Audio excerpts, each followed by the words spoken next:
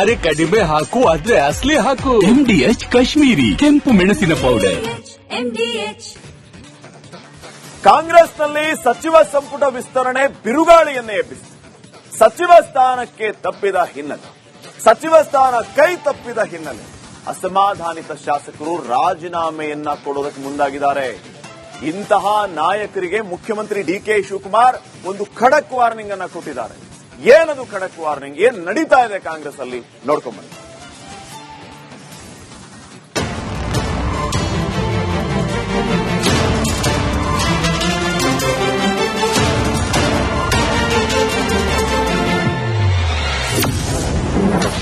ಕಾಂಗ್ರೆಸ್ ಪಕ್ಷದಲ್ಲಿ ರಾಜೀನಾಮೆ ಪರ್ವ.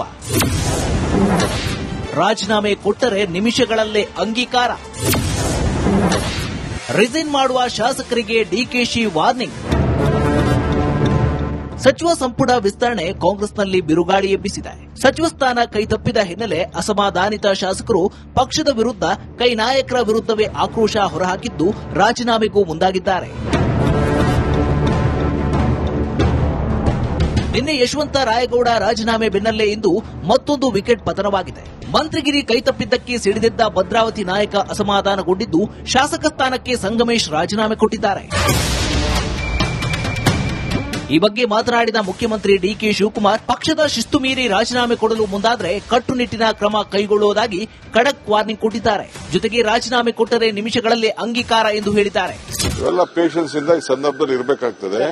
Party is very much important. ಯಾರು ರೆಸಿಗ್ನೇಷನ್ ಕೊಟ್ಟರೆ within few minutes I am going to accept. ರಾಜೀನಾಮೆ ಕೊಡೋರು ಇವೆಲ್ಲ ರಾಜಕೀಯದಲ್ಲಿ ನಡೀತಾ ಇರೋದು. ರಾಜೀನಾಮೆ ಕೊಡೋರ ಬಗ್ಗೆ ಯಾರು ತಡೆಯಕ್ಕಾಗಲ್ಲ. ಪಾರ್ಟಿ ಬೇಕು, ಅವ್ರಿಗೂ ಭವಿಷ್ಯ ಬೇಕು ಅಂತಂದ್ರೆ ಪಕ್ಷ ಇದ್ರೆ ಇದು. ನನಗೆ ರಾಜೀನಾಮೆ ಕೊಡ್ಬೋದಾಯ್ತಲ್ಲ. ನಾನು ಧರ್ಮಸಿಂಗ್ ಕಾಲದಲ್ಲಿ, ಬೇರೆ ಕಾಲ ಸಿದ್ದರಾಮಯ್ಯ ಕಾಲದಲ್ಲಿ ಎಲ್ಲ ನನ್ನ ಮಂತ್ರಿಗೆ ತಪ್ಪಿಸ್ತಾರಾದಾಗ ನಾನು ಪರಮೇಶ್ವರ್ ಇಬ್ರು ತಾಳ್ಮೆಯಿಂದ ಇರ್ಲಿಲ್ವಾ? ಅಸಮಾಧಾನಿತರಿಗೆ ಸಮಾಧಾನ ಮಾಡಿ. ಸಿಎಂ ಡಿಕೆಶಿ ಹೇಳಿಕೆಗೆ ಹರಿಪ್ರಸಾದ್ ಕೌಂಟರ್. ಮುಖ್ಯಮಂತ್ರಿಗಳು ಅವ್ರ ಸರ್ಕಾರದಲ್ಲಿ ಇರ್ತಕ್ಕಂಥವ್ರು, ಅವರು ರಾಜೀನಾಮೆ ಸರ್ಕಾರದಲ್ಲಿ ಯಾರಾದ್ರೂ ಹೋಗಿ ಕೊಟ್ರೆ ಅವ್ರು ರಾಜೀನಾಮೆಗೆ ಅಂಗೀಕಾರ ಮಾಡ್ತಾರೆ. ಪಕ್ಷದಲ್ಲಿ ಇರ್ತಕ್ಕಂಥವ್ರು ಯಾರಾದ್ರೂ ನನ್ನ ಹತ್ರ ರಾಜೀನಾಮೆ ತೆಗೆದುಕೊಂಡು ಬಂದ್ರೆ ಅವ್ರನ್ನ ನಾನು ಸಮಜಾಯಿಸಿ ವಾಪಸ್ ಕಳಿಸ್ತಕ್ಕಂಥ ಕೆಲಸವನ್ನು ಮಾಡ್ತೇನೆ. ಕೆಲವು ಸಮುದಾಯದಲ್ಲಿ ಕೆಲವು ನಾಯಕರಿದ್ದಾರೆ, ಅವ್ರು ಬೆಳೆದು ನಿಂತಿದ್ದಾರೆ, ಅವ್ರನ್ನ ಹಾಳು ಮಾಡ್ಲಿಕ್ಕೆ ಆಗೋದಿಲ್ಲ. ಕೆಲವು ಸಮುದಾಯದಲ್ಲಿ ಭಂಡಾರವೇ ಇದೆ, ನಾಯಕತ್ವ ಭಂಡಾರವೇ ಇದೆ, ಎಲ್ಲರೂ ಸಹ ಸಮಾಧಾನ ಮಾಡಲಿಕ್ಕೆ ಆಗೋದಿಲ್ಲ. ಆದ್ರಿಂದ ಕೆಲವು ಸಮುದಾಯಕ್ಕೆ ಅನ್ರೆಪ್ರೆಸೆಂಟೆಡ್ ಕಮ್ಯುನಿಟೀಸ್ ಅಂತ ಇರ್ತಾರೆ ನೋಡಿ, ಅವ್ರಿಗೆ ಯಾವತ್ತೂ ಸಹ ಪ್ರಾತಿನಿಧ್ಯ ಸಿಗದೇ ಇರತಕ್ಕಂಥ ಸಮುದಾಯಗಳಿಗೆ ಅವಕಾಶಗಳನ್ನು ಮಾಡಿಕೊಟ್ಟಿದೆ. ರಾಜೀನಾಮೆ ಸ್ವೀಕರಿಸುವ ಉದ್ದಟತನ ಬೇಡ. ಸಿಎಂ ಡಿಕೆಶಿ ಮಾತಿಗೆ ರಾಜಣ್ಣ ವಿರೋಧ.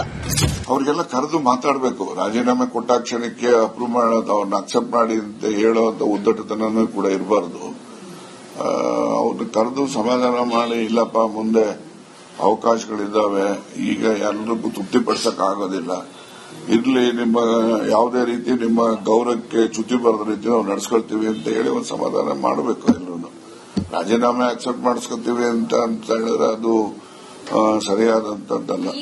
ಹೀಗೆ ಪಕ್ಷಕ್ಕೆ ರಾಜೀನಾಮೆ ಬೆದರಿಕೆ ಹಾಕುವ ಮೂಲಕ ಒತ್ತಡ ಹೇರಲು ಯತ್ನಿಸುವವರ ತಂತ್ರಗಳಿಗೆ ಹೈಕಮಾಂಡ್ ಅಥವಾ ಸರ್ಕಾರ ಯಾವುದೇ ಕಾರಣಕ್ಕೂ ಮಣಿಯುವುದಿಲ್ಲ ಎಂದು ಸಿಎಂ ಸ್ಪಷ್ಟಪಡಿಸಿದ್ದಾರೆ. ಆದರೆ ಕಾಂಗ್ರೆಸ್ ದೊಡ್ಡ ಪಕ್ಷವಾಗಿದ್ದು ಎಲ್ಲರ ಬಗ್ಗೆಯೂ ಒಮ್ಮೆ ಯೋಚನೆ ಮಾಡಬೇಕು. ಅಲ್ಲದೆ ಸೂಕ್ತ ಕಾಲಕ್ಕೆ ಸೂಕ್ತ ಅವಕಾಶ ನೀಡಿ ಎಂದು ಪಕ್ಷದ ಹಿರಿಯ ನಾಯಕರು ಹೇಳುತ್ತಿದ್ದಾರೆ.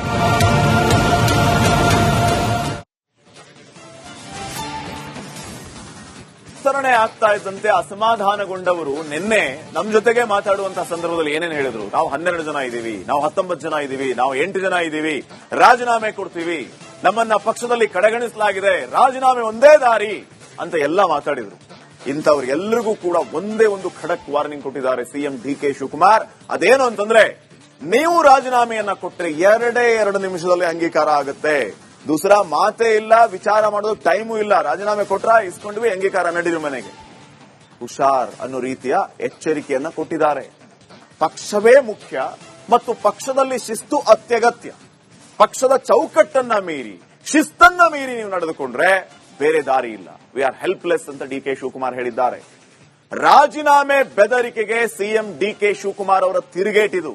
ರಾಜೀನಾಮೆ ಕೊಡ್ತೀರಾ, ಕೊಡಿ, 2 ನಿಮಿಷ ಅಕ್ಸೆಪ್ಟ್ ಮಾಡ್ಕೋತೀವಿ ಅಂತ ಹೇಳ್ತಾ ಇದ್ದಾರೆ. ಇದರ ಜೊತೆಗೆ ಇನ್ನೂ ಒಂದು ವಿಚಾರವನ್ನ ಹೇಳಿದ್ದಾರೆ. ಸೊ ತಾಳ್ಮೆಯಿಂದ ಇರಿ, ಎಲ್ಲರಿಗೂ ಎಲ್ಲವೂ ಸಿಗುತ್ತೆ. ಎಲ್ಲದಕ್ಕೂ ರಾಜೀನಾಮೆ ಒಂದರೇ ಉತ್ತರ ಅಲ್ಲ, ಅದು ಪರಿಹಾರವೂ ಅಲ್ಲ.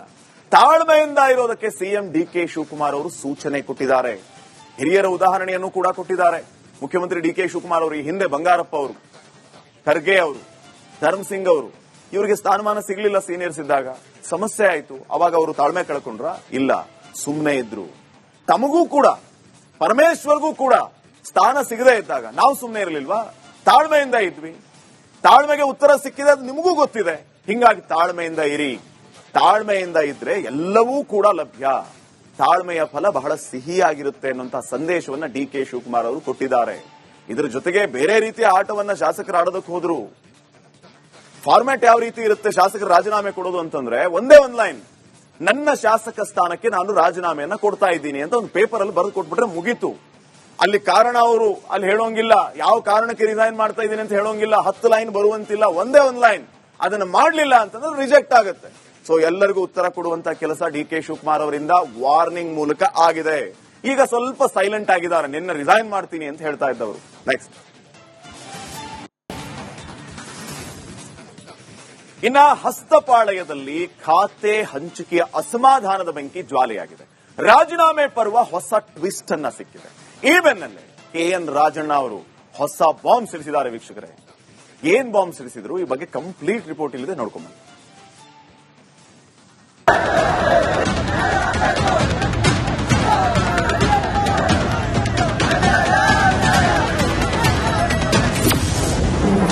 ಕಾಂಗ್ರೆಸ್ನಲ್ಲಿ ಅಸಮಾಧಾನಿತರ ರೋಷಾಗ್ನಿ, ರಾಜೀನಾಮೆ ಬಾಣ ಹಸ್ತಪಡೆಯಲ್ಲಿ ತಲ್ಲಣ.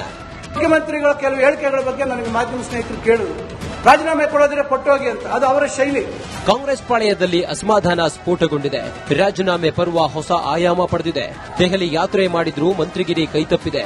ಡಿಕೆಶಿ ನಡೆ ವಿರುದ್ಧ ಶಾಸಕರ ನಡೆ ನಿಗಿನಿಗಿ ಕೆಂಡ ಕಾರ್ತಿದೆ. ವಲಸೆ ಶಾಸಕರಿಗೆ ಸಚಿವಗಿರಿ ಸಿಕ್ಕಿದ್ದಕ್ಕೆ ಮೂಲ ಕಾಂಗ್ರೆಸ್ಸಿಗರು ಆಕ್ರೋಶ ಹೊರಹಾಕುತ್ತಿದ್ದಾರೆ. ತಲೆ ಹೊಡೆದು ಹಣ ಸಂಪಾದಿಸಿದವರಿಗೆ ಅವಕಾಶ. ಸಚಿವ ಸ್ಥಾನ ಕೈತಪ್ಪಿದ್ದಕ್ಕೆ ಶಾಸಕ ಗುಬ್ಬಿ ಶ್ರೀನಿವಾಸ್ ಕಿಡಿಕಾರಿದ್ದಾರೆ. ಕೆಎಸ್ಆರ್ಟಿಸಿ ಅಧ್ಯಕ್ಷ ಸ್ಥಾನಕ್ಕೆ ರಾಜೀನಾಮೆ ಘೋಷಿಸಿ ಸಾಮಾನ್ಯರು ಮೇಲೆ ಬರುವುದು ತುಂಬಾ ಕಷ್ಟ. ತಲೆ ಒಡೆದು ಹಣ ಸಂಪಾದಿಸಿದವರಿಗೆ ಅವಕಾಶ ಎಂದು ಗುಡುಗಿದ್ದಾರೆ. ಸಾಮಾನ್ಯ ರೈತರ ಮಗ ಮೇಲೆ ಬರೋದು ಕಷ್ಟ. ಅದು ಇಲ್ಲಿ ಯಾರ ಗಾಡ್ ಫಾದರ್ಸ್ ಬೇಕು, ಇಲ್ಲ ತಲೆ ಹೊಡೆದು ಹಣ ಸಂಪಾದನೆ ಮಾಡಿರಬೇಕು, ಇಲ್ಲ ಬೇರೆ ತರ ಏನಾದ್ರು ಕಲ್ತಿರ್ಬೇಕು. ನಾನು ರಾಜೀನಾಮೆ ಕೊಡ್ತೀನಿ, ನಾನೇ ಕೊಡಲ್ಲ ಅಂತ ಹೇಳಿಲ್ಲ. ನಾನು ಈ ಮೊದಲೇ ಕೊಡ್ತೀನಿ ಅಂತ ಹೇಳಿದ್ದೆ. ಇರಪ್ಪ ಅಂತ ಹೇಳಿದ್ರು. ನನಗೆ ಈಗ ಅದರಲ್ಲಿ ಆಸಕ್ತಿ ಇಲ್ಲ ನನಗೆ ಕೆಲಸ ಮಾಡೋಕ್ಕೆ. ಅದು ಇಡೀ ಯಾವಾಗಲೂ ಲಾಸ್ ಆಗೈತೆ. ಇವತ್ತು ನಮ್ಗೆ MD ಫೋನ್ ಹಾಕಿದ್ರು, 1,000 ಕೋಟಿ ನಾವು ಇದ್ರದಕ್ಕೆ ಕಾಯ್ತೀವಿ. ಯಾವುದು ಸರಿ. ಹಂಗಾಮಿ ಸ್ಪೀಕರ್ ಸ್ಥಾನ ಬೇಡ ಆದ್ರೂ ನೀಡಿದ್ದಾರೆ. ಇದೇನು ಪಕ್ಷದ ಮುಖಂಡರಿಗೆ ಗೊತ್ತಿಲ್ಲ ಅಂತ ಹೇಳಿ ಅದು ಯಾಕೆ ಲೆಕ್ಕಾಚಾರ ಹಾಕಿಲ್ವೋ ನನಗಂತೂ ಅರ್ಥ ಆಗ್ತಾ ಇಲ್ಲ. ಈಗ ಹಂಗಾಮಿ ಸ್ಪೀಕರ್ ಆಗಿ ತಮ್ಮನ್ನ ಮುಂದುವರಿಸಬೇಕು ಅಂತಕ್ಕಂಥದ್ದು ನಾನು ಅದು ಪ್ರಸ್ತಾಪ ಬಂದಾಗ ನಾನು ಬೇಡ ಅಂತ ಹೇಳಿದ್ದೆ. ಇದಿಷ್ಟೇ ಅಲ್ಲ, ಮಾಜಿ ಸಚಿವ MC ಸುಧಾಕರ್, ರಹೀಂ ಖಾನ್ ಕೂಡ ತಮ್ಮ ಅಸಮಾಧಾನ ವ್ಯಕ್ತಪಡಿಸಿದ್ದಾರೆ. ಈಗ ಇದಕ್ಕೆ ಪರಿಹಾರ ಏನು? ಪಕ್ಷ ಇವತ್ತು ನಮ್ಮ ಜಿಲ್ಲೆ 2 ಜಿಲ್ಲೆಯಲ್ಲಿ ಪಕ್ಷ ಉಳಿಬೇಕು. ನಮ್ಮ ಪಕ್ಷ ಇವತ್ತು 2 ಜಿಲ್ಲೆಯಲ್ಲಿ ಉಳಿಬೇಕಾದ್ರೆ ಇದಕ್ಕೆ ತಮ್ಮಲ್ಲಿರ್ತಕ್ಕಂಥ ಪರಿಹಾರ ಏನು? ಮುಖ್ಯಮಂತ್ರಿಗಳು ಯಾವ ರೀತಿ ಸ್ಪಂದಿಸ್ತಾರೆ? ಇವತ್ತು ಮುಖ್ಯಮಂತ್ರಿಗಳ ಕೆಲವು ಹೇಳಿಕೆಗಳ ಬಗ್ಗೆ ನನಗೆ ಮಾಧ್ಯಮ ಸ್ನೇಹಿತರು ಕೇಳಿದ್ರು, ರಾಜೀನಾಮೆ ಕೊಡೋದ್ರೆ ಪಟ್ಟೋಗಿ ಅಂತ. ಅದು ಅವರ ಶೈಲಿ. ಮೈನಾರಿಟಿ ಅವರು ತುಂಬಾ ನಾರಾಜಾಗಿದ್ದಾರೆ, ತಮ್ಮೆಲ್ಲರಿಗೂ ಗೊತ್ತಿದೆ. ನಮ್ಮ ಕಮಿಟಿನಲ್ಲಿ ನಾರಾಜಿದ್ದಾರೆ, ನಾವು ಎಲ್ಲ ನಾರಾಜಿದ್ದೇವೆ. ಈಕ್ವಾಲಿಟಿ ಆಗಿಲ್ಲ, ಈ ಭಾಗ್ಯ ಜಸ್ಟಿಫಿಕೇಶನ್ ಆಗಬೇಕಿತ್ತು. ಇದೆಲ್ಲದರ ನಡುವೆ ಸಚಿವ ಸಂಪುಟ ವಿಸ್ತರಣೆಯಾಗಿದೆ ಅನ್ನೋದೇ ನೆಮ್ಮದಿ. ಅಸಮಾಧಾನ ಇದ್ದಿದ್ದೆ ಎಂದು ಮಾಜಿ ಸಚಿವ ಹೇಳಿದ್ದಾರೆ. ಮೊದಲನೇದಾಗಿ ಕ್ಯಾಬಿನೆಟ್ ವಿಸ್ತರಣೆ ತಡವಾಗಾದ್ರೂ ಕೂಡ ಆಗಿದೆ ಅನ್ನೋದು ನೆಮ್ಮದಿ. ಭಾಗಗಳಿಂದ ತಿಳಿದ ಹಾಗೆ ರಾಜೀನಾಮೆ ಕೊಡ್ತಕ್ಕಂಥದ್ದು, ಇದು ಎಲ್ಲ ಅಸಮಾಧಾನ ಇರ್ತಕ್ಕಂಥವ್ರು ಹೇಳ್ತಕ್ಕಂಥದ್ದು. ಇವೆಲ್ಲ ಪಕ್ಷದಲ್ಲೂ ಅಷ್ಟೇ, ಕ್ಯಾಬಿನೆಟ್ ಎಕ್ಸ್ಪ್ಯಾನ್ಷನ್ ಆದಾಗ ಅಥವಾ ರೀಶಫಲ್ ಆದಾಗ ಇವೆಲ್ಲವೂ ಕೂಡ ಇದ್ದದ್ದೇ ರಾಜಕಾರಣದಲ್ಲಿ. ಒಟ್ಟಾರೆ ಕಾಂಗ್ರೆಸ್ನಲ್ಲಿ ಅಸಮಾಧಾನ ಸ್ಫೋಟಗೊಂಡಿದ್ದು ಇದು ಯಾವ ರೀತಿ ತಿರುವು ಪಡೆದುಕೊಳ್ಳುತ್ತಿದೆ. ಆದರೆ ಸಿಎಂ ಡಿಕೆ ಶಿವಕುಮಾರ್ ಖಡಕ್ ವಾರ್ನಿಂಗ್ ಬಳಿಕ ಕೆಲ ನಾಯಕರು ಮೆತ್ತಗಾಗಿದ್ದು, ನಾವು ರಾಜೀನಾಮೆ ಕೊಡುತ್ತೇವೆ ಎಂದು ಹೇಳಿಲ್ಲ ಎಂದು ಉಲ್ಟಾ ಹೊಡೆದಿದ್ದಾರೆ.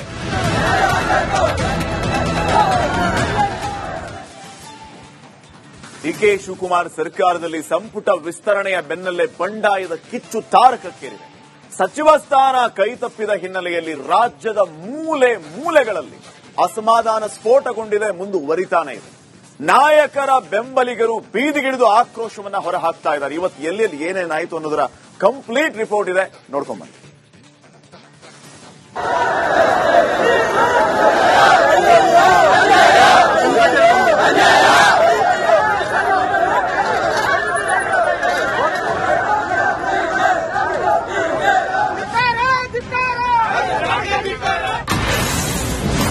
ಸಂಪುಟ ವಿಸ್ತರಣೆ ಕೈಯಲ್ಲಿ ಅಸಮಾಧಾನದ ಕಿಚ್ಚು. ಕೆಪಿಸಿಸಿ ಕಚೇರಿ ಮುಂದೆ ಕಾರ್ಯಕರ್ತರ ಹೈಡ್ರಾಮಾ. ಸಂಪುಟ ವಿಸ್ತರಣೆ ಬೆನ್ನಲ್ಲೇ ಕಾಂಗ್ರೆಸ್ನಲ್ಲಿ ಅಸಮಾಧಾನ ಸ್ಫೋಟಗೊಂಡಿದೆ. ಸಚಿವ ಸ್ಥಾನ ಸಿಗದ ಅಸಮಾಧಾನಿತ ಶಾಸಕರ ಬೆಂಬಲಿಗರು ಬೀದಿಗಿಳಿದು ಆಕ್ರೋಶ ಹೊರಹಾಕಿದ್ದಾರೆ. ಬೆಂಗಳೂರಿನ ಕೆಪಿಸಿಸಿ ಕಚೇರಿಗೂ ಈ ಪ್ರತಿಭಟನೆಯ ಬಿಸಿ ತಟ್ಟಿದೆ.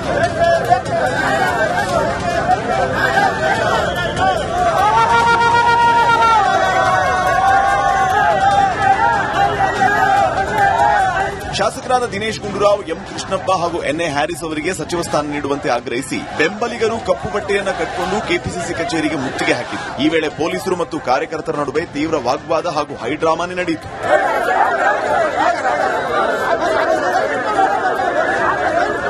ಕಾಂಗ್ರೆಸ್ನ ಶವಪೆಟ್ಟಿಗೆಗೆ ಕೊನೆಯ ಮಳೆಯನ್ನ ಹೊಡೆದಿದ್ದಾರೆ. ಕಾಂಗ್ರೆಸ್ ಪಕ್ಷದಲ್ಲೇ ಸ್ಪರ್ಧಿಸಿ ಕಾಂಗ್ರೆಸ್ ಪಕ್ಷದಲ್ಲೇ ನಿಷ್ಠಾವಂತ ಕಾರ್ಯಕರ್ತರಾಗಿರ್ತಕ್ಕಂತಹ ಎಂ ಕೃಷ್ಣಪ್ಪನವರಿಗೆ ನೀವು ಸಚಿವ ಸ್ಥಾನ ಕೊಡದೆ ಪಕ್ಷಾಂತರಿಗಳಿಗೆ ಕೊಟ್ಟಿದ್ದೀರಾ.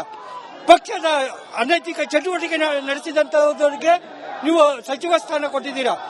ಪ್ರಾಮಾಣಿಕವಾಗಿ ಸತ್ಯನಿಷ್ಠೆಯಿಂದ ಇರತಕ್ಕಂತಹ ಕೃಷ್ಣಪ್ಪನವರಿಗೆ ಅಥವಾ ಯೂತ್ ಅಂತ ಬಂದಾಗ ಪ್ರಿಯ ಕೃಷ್ಣವ್ರು ಕೊಡಬಹುದಲ್ಲ, ಯಾಕೆ ನೀವು ತಾರತಮ್ಯ ಮಾಡ್ತಾ ಇದ್ದೀರಾ? ಕಾಂಗ್ರೆಸ್ಸಿನ ಮತದಾರರು ಬೇಡ ಅಂತ, ಕಾರ್ಯಕರ್ತ ಬೇಡ, ಅವರ ಅಧಿಕಾರ ನಮ್ಮ ಎಂಎಲ್ಎ ಅವರು ಬೇಡ ಅಂದ್ಮೇಲೆ ನೀವೇನ್ರಿ ಅಧಿಕಾರ ಮಾಡ್ತೀರಿ? ಇಲ್ಲಿ ನೀವೇ ಒಂದು ವರ್ಷ 6 ತಿಂಗಳಲ್ಲಿ, ಇನ್ನೊಂದು ವರ್ಷ 6 ತಿಂಗಳಲ್ಲ ಹಿಂಗೆ ನೋಡ್ತಾ ಇರಿ. ಎಲ್ಲ ಕಡೆ ದಂಗೆ ಎದ್ದು ಬಿದ್ದೋಗಿ ಎಲ್ಲ ಇಳಿದು ಹೋಗ್ತಾ ಇರ್ತಾರೆ. ಯಾಕೆಂದ್ರೆ ನಿಷ್ಠಾವಂತ ಕಾಂಗ್ರೆಸ್ಸಿನವರು, ಭ್ರಷ್ಟಾಚಾರ ಇಲ್ಲದೆ ಇರೋರು, ಅಂತವ್ರಿಗೆ ನೀವು ಅಧಿಕಾರ ಕೊಡದೇ ಇದ್ಮೇಲೆ ನಿಮ್ಗೇನು ಗಂಟು ಕೊಡೋರು ಬೇಕಾ? ಕರ್ನಾಟಕದಲ್ಲಿ ಕಾಂಗ್ರೆಸ್ ಇಲ್ಲ ಅಂದ್ರೆ ಇಡೀ ದೇಶದಲ್ಲಿ ಕಾಂಗ್ರೆಸ್ ಇಲ್ಲ, ಅದು ತಿಳ್ಕೊಂಬಿಡಿ. ಇಷ್ಟೇ ಅಲ್ಲದೆ ಭಾರತ್ ಜೋಡೋ ಭವನದಲ್ಲಿ ವೇದಿಕೆಗೆ ನುಗ್ಗಿದ ದಿನೇಶ್ ಗುಂಡೂರಾವ್ ಬೆಂಬಲಿಗರು ಬಿಕೆ ಹರಿಪ್ರಸಾದ್ ಭಾಷಣಕ್ಕೆ ಅಡ್ಡಿಪಡಿಸಿ ಸಿಎಂ ಡಿಕೆ ಶಿವಕುಮಾರ್ ವಿರುದ್ಧ ಘೋಷಣೆ ಕೂಗಿ ಆಕ್ರೋಶ ಹೊರಹಾಕಿದ್ರು. ಇದರಿಂದ ಕೆರಳಿದ ಕೆಪಿಸಿಸಿ ಅಧ್ಯಕ್ಷ ಬಿಕೆ ಹರಿಪ್ರಸಾದ್ ಎಲ್ರಿಗೂ ಸಚಿವ ಸ್ಥಾನ ಕೊಡೋದಕ್ಕೆ ಸಾಧ್ಯ ಇಲ್ಲ ಅಂತ ಬೆಂಬಲಿಗರ ವಿರುದ್ಧ ತೀವ್ರವಾಗಿ ಕಿಡಿಕಾರಿದರು. 140 ಶಾಸಕರಲ್ಲಿ ನಾವು ಮಂತ್ರಿ ಮಾಡಕ್ಕಾಗೋದು 34 ಜನಕ್ಕೆ ಮಾತ್ರ. ಅವಕಾಶಗಳು ಎಲ್ಲರಿಗೂ ಸಿಗೋದಿಲ್ಲ. ನಾನು 53 ವರ್ಷದಿಂದ ಈ ಪಾರ್ಟಿನಲ್ಲಿದ್ದೀನಿ. ಸೋನಿಯಾ ಗಾಂಧಿ ಅವರು ನಮಗೆಲ್ಲ ಅಧಿಕಾರಕ್ಕೆ ತಂದುಕೊಟ್ಟು ಅವರು ಪ್ರಧಾನಮಂತ್ರಿ ಆದ್ರ ಪಕ್ಷ ಬಹಳ ಮುಖ್ಯ. ನಿಮ್ಮ ಅನಿಸಿಕೆಗಳನ್ನ ನಾನು ಕೇಳಿದ್ದೀನಿ. ಯಾರ ಬಗ್ಗೆ ನೀವು ಧಿಕ್ಕಾರ ಹಾಕೋದಿಲ್ಲ. ನಿಮ್ಮ ಬೇಡಿಕೆಯನ್ನ ನೀವು ಕೇಳಿ, ನಾನು ಒಪ್ಕೊಳ್ತೀನಿ. ನಿಮ್ಗೆ ಅನ್ಯಾಯ ಆಗಿದೆ, ಅದು ನಾನು ಒಪ್ಕೊಳ್ತೀನಿ. ಆದ್ರೆ ಯಾರು ಧಿಕ್ಕಾರ ಹಾಕೋದಿಲ್ಲ. ಇಲ್ಲಿ ಜಿಲ್ಲೆಗಳಲ್ಲಿಯೂ ಪ್ರತಿಭಟನೆ, ಆಕ್ರೋಶ. ಮೈಸೂರಲ್ಲಿ ಶಾಸಕ ಎಚ್ಸಿ ಮಹಾದೇವಪ್ಪ ಸಚಿವ ಸ್ಥಾನ ತಪ್ಪಿದ್ದಕ್ಕೆ ಟಿ ನರಸೀಪುರ ಕ್ಷೇತ್ರದ ಕಾಂಗ್ರೆಸ್ ನಾಯಕರು ಮೈಸೂರು ಗ್ರಾಮಾಂತರ ಜಿಲ್ಲಾಧ್ಯಕ್ಷ ವಿಜಯ್ ಕುಮಾರ್ ಅವರಿಗೆ ಸಾಮೂಹಿಕ ರಾಜೀನಾಮೆ ಪತ್ರವನ್ನು ರವಾನಿಸಿ ಆಕ್ರೋಶ ಹೊರಹಾಕಿದ್ದಾರೆ. ನಾವು ಯಾವುದೇ ರಾಜೀನಾಮೆ ಕಾಂಗ್ರೆಸ್ ಪಕ್ಷಕ್ಕೆ ರಾಜೀನಾಮೆ ಪತ್ರ ಸಲ್ಲಿಸ್ತಾ ಇದ್ದೀವಿ. ನಮ್ಮ ಜಿಲ್ಲಾಧ್ಯಕ್ಷರಿಗೆ ಇದು ಒಂದು ಸೈಡ್ ಎಲ್ಲ ಟೈಪ್ ಮಾಡಿದ್ದೀವಿ. ಪ್ರತ್ಯೇಕವಾಗಿ ನಂತರ ಕೊಡ್ತೀವಿ. ಬಜೆಟ್ಗೋಸ್ಕರ ಒಂದು ಪೇಪರ್ ಎಲ್ಲ ಮುಖಂಡರು ಸೇನಾ ಕೊಟ್ಟಿದ್ದೀವಿ. ಇಂಡಿವಿಜುವಲ್ ಪಕ್ಷದ ಮುಖ್ಯ ಅಧ್ಯಕ್ಷಗಳಿಗೆ ಜ್ಞಾನ ತಲುಪಿಸಬೇಕು. ನಾಳೆ ಇವತ್ತು ಅಥವಾ ನಾಳೆ ವ್ಯವಸ್ಥೆ ಮಾಡ್ತೀವಿ. ಗದಗ್ನಲ್ಲಿ ಎಚ್ ಕೆ ಪಾಟೀಲ್ ಬೆಂಬಲಿಗರು ಹಳೆ ಡಿಸಿ ಕಚೇರಿ ಸರ್ಕಲ್ ಅಲ್ಲಿ ಮಾನವ ಸರಪಳಿ ನಿರ್ಮಿಸಿ ಸಿಎಂ, ಡಿಸಿಎಂ ಹಾಗೂ ಹೈಕಮಾಂಡ್ ವಿರುದ್ಧ ಪ್ರತಿಭಟನೆ ನಡೆಸಿ ಆಕ್ರೋಶ ವ್ಯಕ್ತಪಡಿಸಿದರು. ಕಾಂಗ್ರೆಸ್ ಅಂದ್ರೆ ಕೇವಲ ಬರೇ ಮೈಸೂರು, ಮಂಡ್ಯ, ಬೆಂಗಳೂರಲ್ಲ, ಇಡೀ ಆ ರಾಜ್ಯದಾಗ 31 ಜಿಲ್ಲೆದಾಗಿದ್ರೆ ಕಾಂಗ್ರೆಸ್ ಪಕ್ಷ. ಇವರು ಕೇವಲ ಬರೇ ಮಂಡ್ಯ, ಮೈಸೂರು, ಬೆಂಗಳೂರು ಅಲ್ಲಿದ್ರೆ ಸಾಕು. ಎಲ್ಲ ಮಂತ್ರಿಗಳು ಅವರ, ಎಲ್ಲ ಸ್ಕೀಮ್ಗಳೆಲ್ಲ ಅವರ. ಗುಲ್ಬರ್ಗ ಇವರು ಎಎಸಿ ಅಧ್ಯಕ್ಷರು ಮಲ್ಲಿಕಾರ್ಜುನ ಖರ್ಗೆ ಅವರು ತಮ್ಮ ಕಲ್ಯಾಣ ಕರ್ನಾಟಕ 4 ಮಂದಿ ಸ್ಥಾನ ಕೊಡ್ಸಾರ. ಉತ್ತರ ಕನ್ನಡ ಬಗ್ಗೆ ಇದಿಲ್ಲ ಅನ್ನೋರಿಗೆ, ಉತ್ತರ ಕರ್ನಾಟಕ ಬಗ್ಗೆ ಏನು ಕಾಳಜಿ ಇಲ್ಲ ಅನ್ನೋರು ಮಲ್ಲಿಕಾರ್ಜುನ ಖರ್ಗೆ ಅವರಿಗೆ. ಎಚ್ ಕೆ ಪಾಟೀಲ್ ಸಾಹೇಬ್ರು ಏನ್ ಅನ್ಯಾಯ ಮಾಡ್ಯಾರ ಅವರು. ಕೊಪ್ಪಳದಲ್ಲಿ ಶಾಸಕ ರಾಘವೇಂದ್ರ ಹಿಟ್ನಾಳ್ಗೆ ಸಚಿವ ಸ್ಥಾನ ಸಿಗದೇ ಇದ್ದುದಕ್ಕೆ ಬೆಂಬಲಿಗರು ರಾಜ್ಯ ನಾಯಕರ ವಿರುದ್ಧ ಆಕ್ರೋಶ ಹೊರಹಾಕಿದ್ದಾರೆ. ಚಿತ್ರದುರ್ಗದ ಮೊಳಕಾಲ್ಮೂರು ಶಾಸಕ ಎನ್ವೈ ಗೋಪಾಲಕೃಷ್ಣಗೆ ಸಂಪುಟದಲ್ಲಿ ಅವಕಾಶ ನೀಡದ್ದಕ್ಕೆ ಬೆಂಬಲಿಗರು ರಾಂಪುರ ಬಸ್ ನಿಲ್ದಾಣದ ಬಳಿ ಟೈರ್ಗೆ ಬೆಂಕಿ ಹಚ್ಚಿ ಸಾರಿಗೆ ಬಸ್ ತಡೆದು ಧರಣಿ ನಡೆಸಿದರು.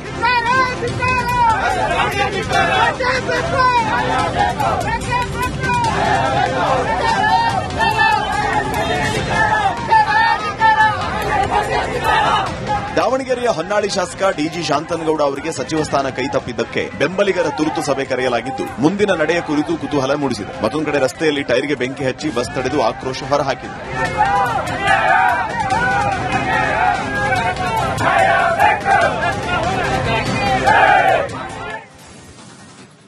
ನೋಡಿ, ಸಚಿವ ಸಂಪುಟ ವಿಸ್ತರಣೆಯ ಬೆನ್ನಲ್ಲೇ ಕಾಂಗ್ರೆಸ್ ಶಾಸಕರ ಅಸಮಾಧಾನ ಭುಗಿಲೆದ್ದಿದೆ.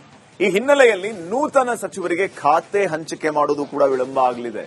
ಆದರೆ ಸರ್ಕಾರದಲ್ಲಿ ಈ ಖಾತೆ ಹಂಚಿಕೆ ವಿಳಂಬ ಸಮಸ್ಯೆ ತಂದೊಡ್ಡಲಿದೆ. ಯಾವಾಗ ಯಾರಿಗೆ ಯಾವ ಖಾತೆ ಕೊಡ್ತಾರೆ ಅನ್ನೋ ಕನ್ಫ್ಯೂಷನ್ನೇ ಮುಂದುವರಿತಾ ಇದೆ. ನೋಡ್ಕೊಂಬನ್ನಿ ವರದಿ.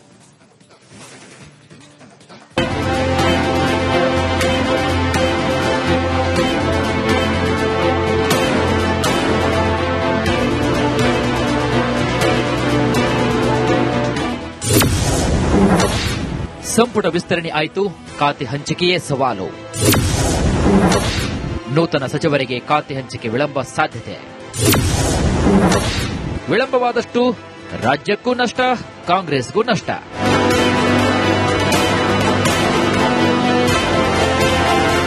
ಸಚಿವ ಸಂಪುಟ ವಿಸ್ತರಣೆ ಬೆನ್ನಲ್ಲೇ ಕಾಂಗ್ರೆಸ್ನ ಶಾಸಕರ ಅಸಮಾಧಾನ ಭುಗಿಲೆದ್ದಿದೆ.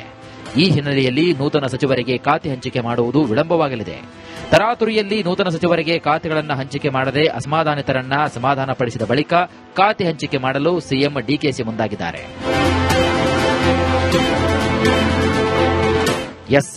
ಡಿಕೆಶಿ ಸಂಪುಟ ವಿಸ್ತರಣೆಯಾಯಿತು. ಈಗ ಖಾತೆ ಹಂಚಿಕೆ ದೊಡ್ಡ ಸವಾಲಾಗಿದೆ.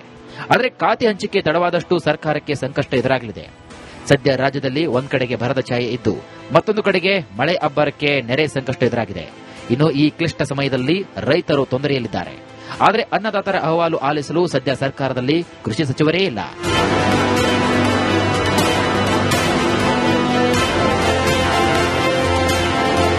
ಇನ್ನು ರಾಜ್ಯದಲ್ಲಿ ಸ್ಕೂಲ್ಗಳು ಓಪನ್ ಆಗಿ 2 ತಿಂಗಳುಗಳು ಆಯಿತು.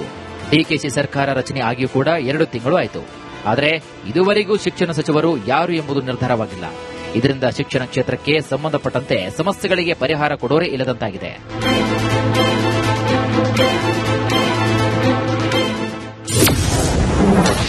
ವಿಪಕ್ಷಗಳ ಪ್ರಶ್ನೆಗೆ ಸಚಿವರು ಉತ್ತರಿಸಲಾಗದ ಪರಿಸ್ಥಿತಿ.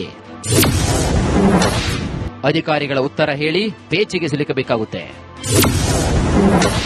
ವಿಪಕ್ಷಗಳಿಗೆ ಅಸ್ತ್ರ ನೀಡಿ ಸಂಕಷ್ಟಕ್ಕೆ ಸಿಲುಕುವ ಸಾಧ್ಯತೆ. ಹೀಗೆ ಬರೋಬ್ಬರಿ 19 ಖಾತೆಗಳಿಗೆ ವಾರಸುದಾರರೇ ಇಲ್ಲದಂತಾಗಿದೆ.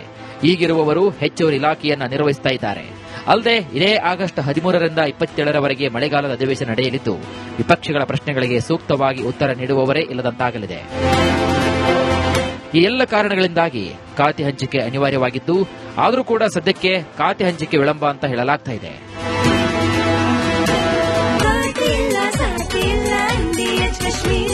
ಅರೆ ಕಡಿಮೆ ಹಾಕು, ಆದ್ರೆ ಅಸಲಿ ಹಾಕು. MDH ಕಾಶ್ಮೀರಿ ಕೆಂಪು ಮೆಣಸಿನ ಪೌಡರ್. ಹಂಚಿಕೆ ಆದ್ಮೇಲೆ ಮತ್ತೆ ಖಾತೆಗಳು ಆರಂಭ ಆಗಬಹುದು. ಯಾವ ಪ್ರಮುಖ ಖಾತೆಗಳಿಗೆ ಖಾಲಿ ಇದೆ? ಕೃಷಿ ಇಲಾಖೆ. ರೈತರ ಗೋಳನ್ನ ಕೇಳೋದಕ್ಕೆ ಯಾರಿದ್ದಾರೆ ಅನ್ನುವಂತ ಪ್ರಶ್ನೆ. ಅದರಲ್ಲೂ ಇಂಥ ಸಂದಿಗ್ಧ ಪರಿಸ್ಥಿತಿ ಅಂತಂದ್ರೆ ಅಲ್ಪ ಮಳೆ, ಬರಗಾಲದ ಪರಿಸ್ಥಿತಿ. ರೈತರು ನಾನಾ ರೀತಿಯ ಸಮಸ್ಯೆಗಳನ್ನ ಎದುರಿಸ್ತಾ ಇದ್ದಾರೆ. ಬ್ಯಾಂಕಿಂದ ನೋಟಿಸ್ಗಳು ಬರ್ತಾ ಇದೆ ಸಾಲ ಮರುಪಾವತಿಗೆ. ರೈತರು ತಮ್ಮ ನೋವನ್ನ ಹೇಳ್ಕೋಬೇಕು ಸರ್ಕಾರದ ಮುಂದೆ ಅಂತಂದ್ರೆ ಕೃಷಿ ಇಲಾಖೆಯಲ್ಲಿ ಕೃಷಿ ಸಚಿವರಿಲ್ಲ. ಏನ್ ಮಾಡೋದು? ಇನ್ನ ಸಮಾಜ ಕಲ್ಯಾಣ ಇಲಾಖೆ ಯಾರಿಗೂ ಇನ್ನೂ ಹಂಚಿಕೆ ಆಗಿಲ್ಲ. ಅಲ್ಲಿ ನಾನಾ ರೀತಿಯ ಸಮಸ್ಯೆಗಳು. ಪ್ರಾಥಮಿಕ ಮತ್ತು ಪ್ರೌಢ ಶಿಕ್ಷಣ ಇಲಾಖೆ ಶಾಲೆ ಆರಂಭ ಆಗಿ 3 ತಿಂಗಳಾಯಿತು. ಅಲ್ಲಿ ನಾನಾ ರೀತಿಯ ಸಮಸ್ಯೆಗಳಿದೆ. ಸಮಸ್ಯೆಯನ್ನ ಕೇಳೋದಕ್ಕೆ ಸಚಿವರಿಲ್ಲ. ಕಾರ್ಮಿಕ ಇಲಾಖೆಯಲ್ಲಿ ಕಾರ್ಮಿಕರಿಂದ ಹಲವು ರೀತಿಯ ಸಮಸ್ಯೆಗಳನ್ನು ಎದುರಿಸ್ತಾ ಇದ್ದಾರೆ. ಕಾರ್ಮಿಕ ಇಲಾಖೆ ಆದಷ್ಟು ಬೇಗ ಸಚಿವರು ಬರಲಿ ಅಂತ ಹೇಳ್ತಿದ್ದಾರೆ. ಆದರೆ ಅಲ್ಲಿಯೂ ಕೂಡ ಆ ಖಾತೆಯನ್ನ ಕೊಟ್ಟಿಲ್ಲ. ಕಾನೂನು ಮತ್ತು ಸಂಸದೀಯ ವ್ಯವಹಾರಗಳ ಇಲಾಖೆ ಶೀಘ್ರದಲ್ಲಿಯೇ ಈಗ ಅಧಿವೇಶನ ಆರಂಭ ಆಗುತ್ತೆ. ಈ ಸಚಿವರು ಬೇಕು, ಆದರೆ ಇಲ್ಲ. ಸಹಕಾರ ಹಾಗೂ ಸಕ್ಕರೆ ಇಲಾಖೆ. ಕಬ್ಬು ಬೆಳೆಗಾರರು ಪ್ರತಿನಿತ್ಯ ರಸ್ತೆಗೆ ಬಂದು ಹೋರಾಟ ಮಾಡ್ತಾ ಇದ್ದಾರೆ. ಬಾಕಿ ಬಿಲ್ ಅನ್ನ ಪಾವತಿಸಬೇಕು, ಸರ್ಕಾರ ನಮ್ಮ ಧ್ವನಿಯನ್ನ ಕೇಳಬೇಕು ಅಂತ. ಆದ್ರೆ ಏನ್ ಮಾಡೋದು? ಸಚಿವರಿಗೆ ಇನ್ನೂ ಖಾತೆ ಸಿಕ್ಕಿಲ್ಲ. ಪೌರಾಡಳಿತ ಇಲಾಖೆ, ಅಬಕಾರಿ ಇಲಾಖೆ, ಉನ್ನತ ಶಿಕ್ಷಣ ಇಲಾಖೆ, 1, 2 ಈ ಎಲ್ಲಾ ಪ್ರಮುಖ ಖಾತೆಗಳ ಸಚಿವರಿದ್ದಾರೆ. ಆದ್ರೆ ಖಾತೆ ಕೊಟ್ಟಿಲ್ಲ. ಭರ್ತಿ ಆಯ್ತು ಸಂಪುಟ, ಇನ್ನು ಪೋರ್ಟ್ಫೋಲಿಯೋ ಹಂಚಿಲ್ಲ. ಪರಿಶಿಷ್ಟ ವರ್ಗಗಳ ಕಲ್ಯಾಣ ಇಲಾಖೆ ಖಾತೆ ಕೊಡಬೇಕಾಗಿದೆ. ಅಲ್ಪಸಂಖ್ಯಾತರ ಕಲ್ಯಾಣ ಇಲಾಖೆ ಕೊಡಬೇಕಾಗಿದೆ. ಹಿಂಗೇ ಲಿಸ್ಟ್ ಬೆಳೀತಾ ಹೋಗುತ್ತೆ. ಈ ಪ್ರಮುಖ ಖಾತೆಗಳನ್ನ ಯಾರಿಗೆ ಯಾವಾಗ ಕೊಡ್ತಾರೆ ಸಿಎಂ ಸಾಹೇಬರು? ಅವ್ರ ಕೆಲಸ ಶುರು ಮಾಡೋದು ಯಾವಾಗ? ಅಧಿವೇಶನ ಆರಂಭ ಆಗ್ತಾ ಇದೆ. ಆ ಖಾತೆ ವಹಿಸಿಕೊಂಡಂತವರು ಪ್ರಶ್ನೆಗಳಿಗೆ ಉತ್ತರ ಕೊಡಬೇಕಾಗತ್ತೆ.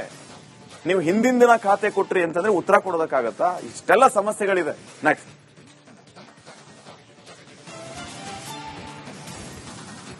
ಯಾಕೆ ಸವಾಲಾಗ್ತಾ ಇದೆ ಖಾತೆ ಹಂಚಿಕೆ ವಿಚಾರ? ಖಾತೆ ಹಂಚಿಕೆ ಅನ್ನುವಂಥದ್ದು ಇಷ್ಟೊಂದು ಜಟಿಲ ಯಾಕೆ ಆಗ್ತಾ ಇದೆ? ಖಾತೆ ಹಂಚಿಕೆ ತಡವಾದಷ್ಟು ಸರ್ಕಾರಕ್ಕೆ ಸಂಕಷ್ಟ ವೀಕ್ಷಕರು. ಸರ್ಕಾರಕ್ಕೆ ಸಾಲು ಸಾಲು ಸವಾಲುಗಳು ಎದುರಾಗುತ್ತೆ ಅನ್ನೋದ್ರಲ್ಲಿ ಯಾವುದೇ ರೀತಿಯ ಸಂದೇಹವೇ ಬೇಡ. ವಿಳಂಬ ಆದಷ್ಟು ರಾಜ್ಯಕ್ಕೂ ನಷ್ಟ, ಕಾಂಗ್ರೆಸ್ಗೂ ನಷ್ಟ. ಯಾಕಂದ್ರೆ ಹಲವು ರೀತಿಯ ಸಮಸ್ಯೆಗಳಿದೆ. ಸಮಸ್ಯೆಗಳಿಗೆ ಆ ಖಾತೆಯ ಜವಾಬ್ದಾರಿಯನ್ನು ವಹಿಸಿಕೊಂಡ್ರು ಪರಿಹಾರ ಹುಡುಕಬೇಕು. ಆದ್ರೆ ಜವಾಬ್ದಾರಿ ಇಲ್ಲದೆ ಯಾರು ತಾನೇ ಮುಂದುವರಿತಾರೆ?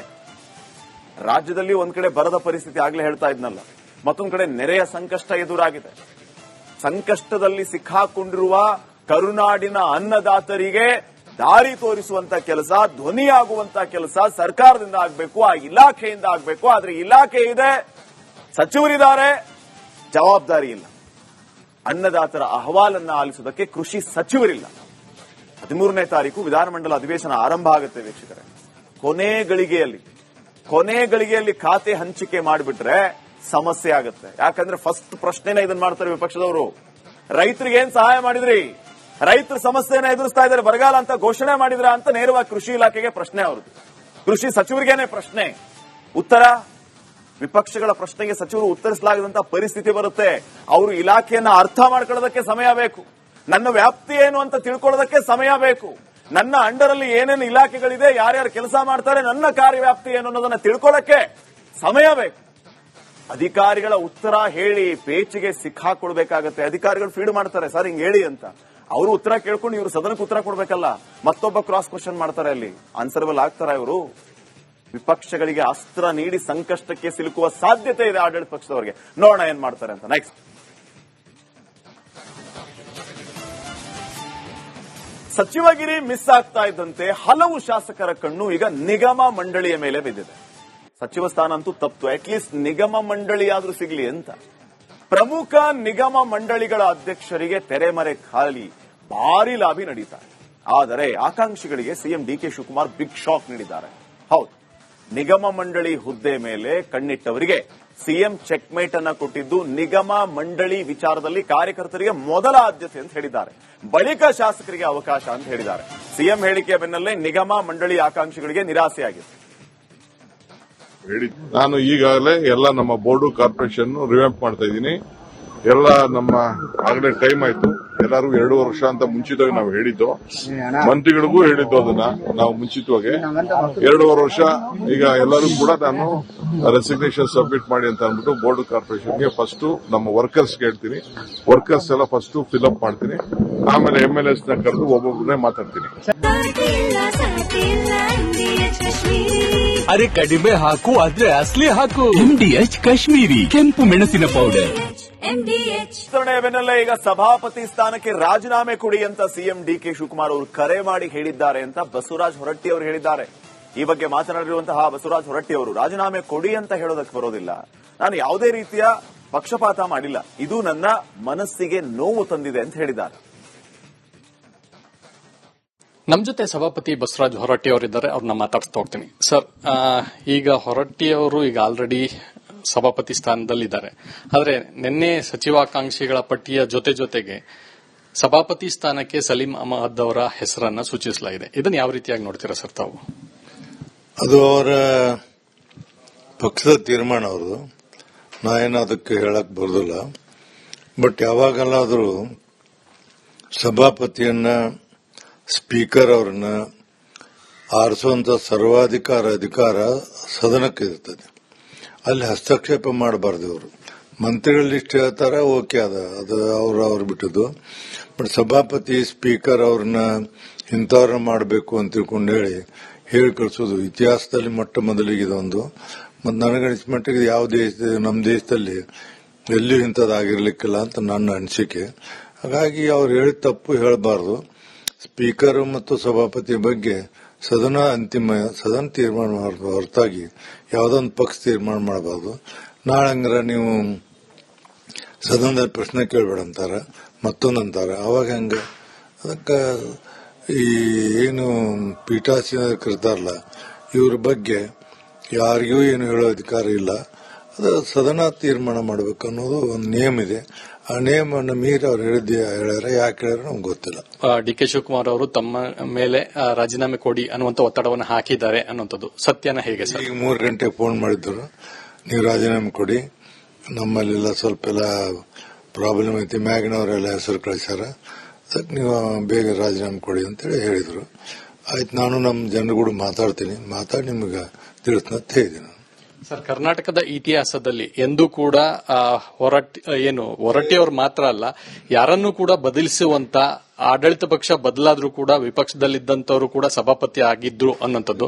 ಸೊ ಹೀಗಾಗಿ ಈ ಒಂದು ವಿಚಾರದಲ್ಲಿ ಬಿಜೆಪಿ ಮತ್ತು ಜೆಡಿಎಸ್ ತಮ್ಮ ಪರವಾಗಿ ನಿಂತಿದೆ ಸರ್. ಅಲ್ಲ, ಈಗ ಅಲ್ಲಿ ನಾವು ಸಭಾಪತಿಯಾಗಿ ಕೆಲಸ ಮಾಡುವಾಗ ನಾವು ಪಕ್ಷ ಮತ್ತೊಂದು ಮುಗಿದೊಂದು ಎಂದೂ ನೋಡ್ಲಿಲ್ಲ ನನ್ನ ಜೀವನದಲ್ಲಿ. ನಾವು ಸಭಾಪತಿ ಆದ ದಿವಸ ಪ್ರಾಥಮಿಕ ಸದಸ್ಯತ್ವಕ್ಕೆ ರಾಜೀನಾಮೆ ಕೊಡುವಂತ ಕೆಲಸವನ್ನ ಮಾಡಿದೀನಿ ನಾನು. ಮತ್ತು ನೀವು ಇಲ್ಲಿವರೆಗೆ 75 ಮಂದಿ ಶಾಸಕರೊಳಗ ಒಬ್ಬರು ಯಾವುದೇ ರೀತಿಯಿಂದ ನನ್ನ ಬಗ್ಗೆ ಕಂಪ್ಲೇಂಟ್ ಆಗಲಿ ಮತ್ತೊಂದಲ್ಲಿ ಮಾಡಿದಂತ ಉದಾಹರಣೆ ಮಾಡಿಲ್ಲ. ಎಲ್ಲರೂ ಅಪ್ರಿಷಿಯೇಟ್ ಮಾಡ್ಯಾರ ಹೊರತ ನನಗೆ ಯಾರು ಕಂಪ್ಲೇಂಟ್ ಮಾಡಿಲ್ಲ. ರಾಜೀನಾಮೆ ಕೇಳಬೇಕಾದ್ರೆ ಕಾರಣಗಳೇನು ನನಗೆ ಅರ್ಥ ಆಗಲ್ದು. ನಾನೆಲ್ಲೂ ಭ್ರಷ್ಟಾಚಾರ ಮಾಡಿಲ್ಲ, ಪಕ್ಷಪಾತ ಮಾಡಿಲ್ಲ, ಯಾವುದಂತದ ಗುರುತರವಾದಂತ ಆಪಾದನೆಯನ್ನು ಹೊತ್ಕೊಂಡಿಲ್ಲ.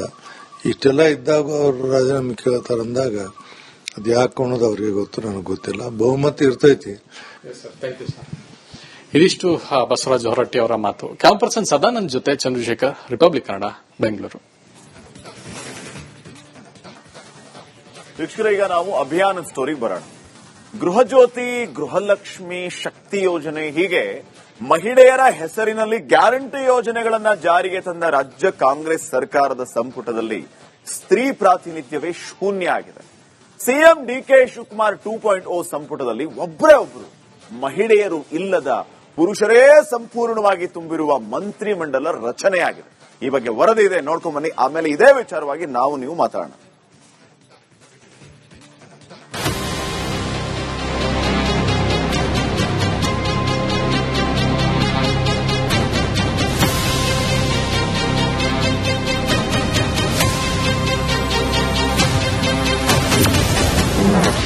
ಡಿಕೆಶಿ ಸಚಿವ ಸಂಪುಟದಲ್ಲಿ ಮಹಿಳೆಯರೇ ಇಲ್ಲ,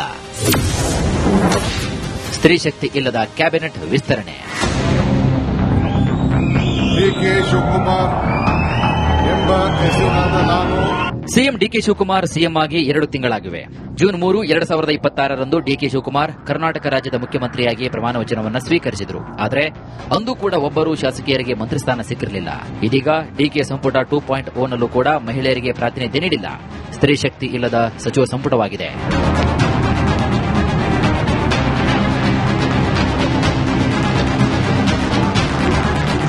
ಇನ್ನು ಈ ಬಗ್ಗೆ ಶಾಸಕಿ ನಯನಾ ಮೋಟಮ್ಮ ಬೇಸರವನ್ನು ವ್ಯಕ್ತಪಡಿಸಿದ್ದು, ಮಹಿಳೆಯರಿಗೆ ಪ್ರಾತಿನಿಧ್ಯ ಇಲ್ಲದೆ ಇರೋದು ಬೇಜಾರಿನ ಸಂಗತಿ. ಮೊದಲ ಬಾರಿ ಸಚಿವ ಸಂಪುಟ ರಚನೆಯಲ್ಲೂ ಕೂಡ ಅವಕಾಶ ಸಿಕ್ಕಿರಲಿಲ್ಲ.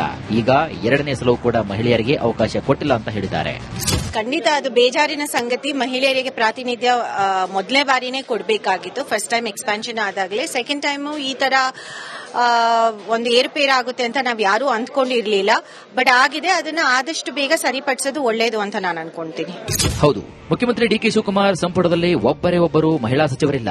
19 ಮಂದಿ ಸಚಿವರು ಹೊಸದಾಗಿ ಸೇರ್ಪಡೆಗೊಂಡಿದ್ದು, ಲೋಕಭವನದಲ್ಲಿ ನೂತನ ಸಚಿವರು ಪ್ರಮಾಣ ವಚನವನ್ನು ಸ್ವೀಕರಿಸಿದ್ದಾರೆ. ಇನ್ನು ನೂತನ ಸಚಿವರ ಪಟ್ಟಿಯಲ್ಲಿ ಗಾಯತ್ರಿ ಶಾಂತೇಗೌಡ ಹೆಸರಿತ್ತು.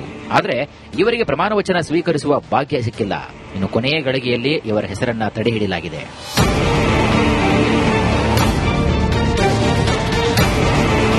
ಇನ್ನು ಶಾಸಕಿ ಲಕ್ಷ್ಮೀ ಹೆಬ್ಬಾಳ್ಕರ್ ಸಿದ್ದರಾಮಯ್ಯ ಅವರ ಸಂಪುಟದಲ್ಲಿ ಸಚಿವೆಯಾಗಿದ್ದರು. ಆದರೆ ಈಗ ಇವರಿಗೂ ಕೂಡ ಸಚಿವ ಸ್ಥಾನ ಸಿಕ್ಕಿಲ್ಲ.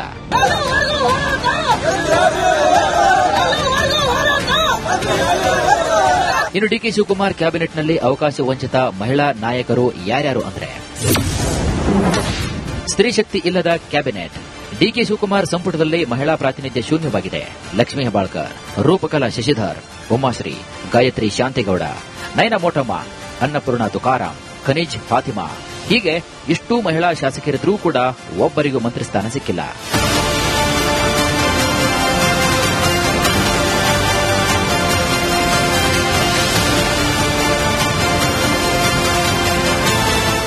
ಇನ್ನು ಉಪಸಭಾಪತಿಯಾಗಿ ಉಮಾಶ್ರೀ ಅವರನ್ನ ನೇಮಿಸಿದ್ದು ಸಂಪೂರ್ಣವಾಗಿ ಡಿಕೆಶಿ ಸಂಪುಟದಲ್ಲಿ ಪುರುಷರೇ ತುಂಬಿದ್ದಾರೆ.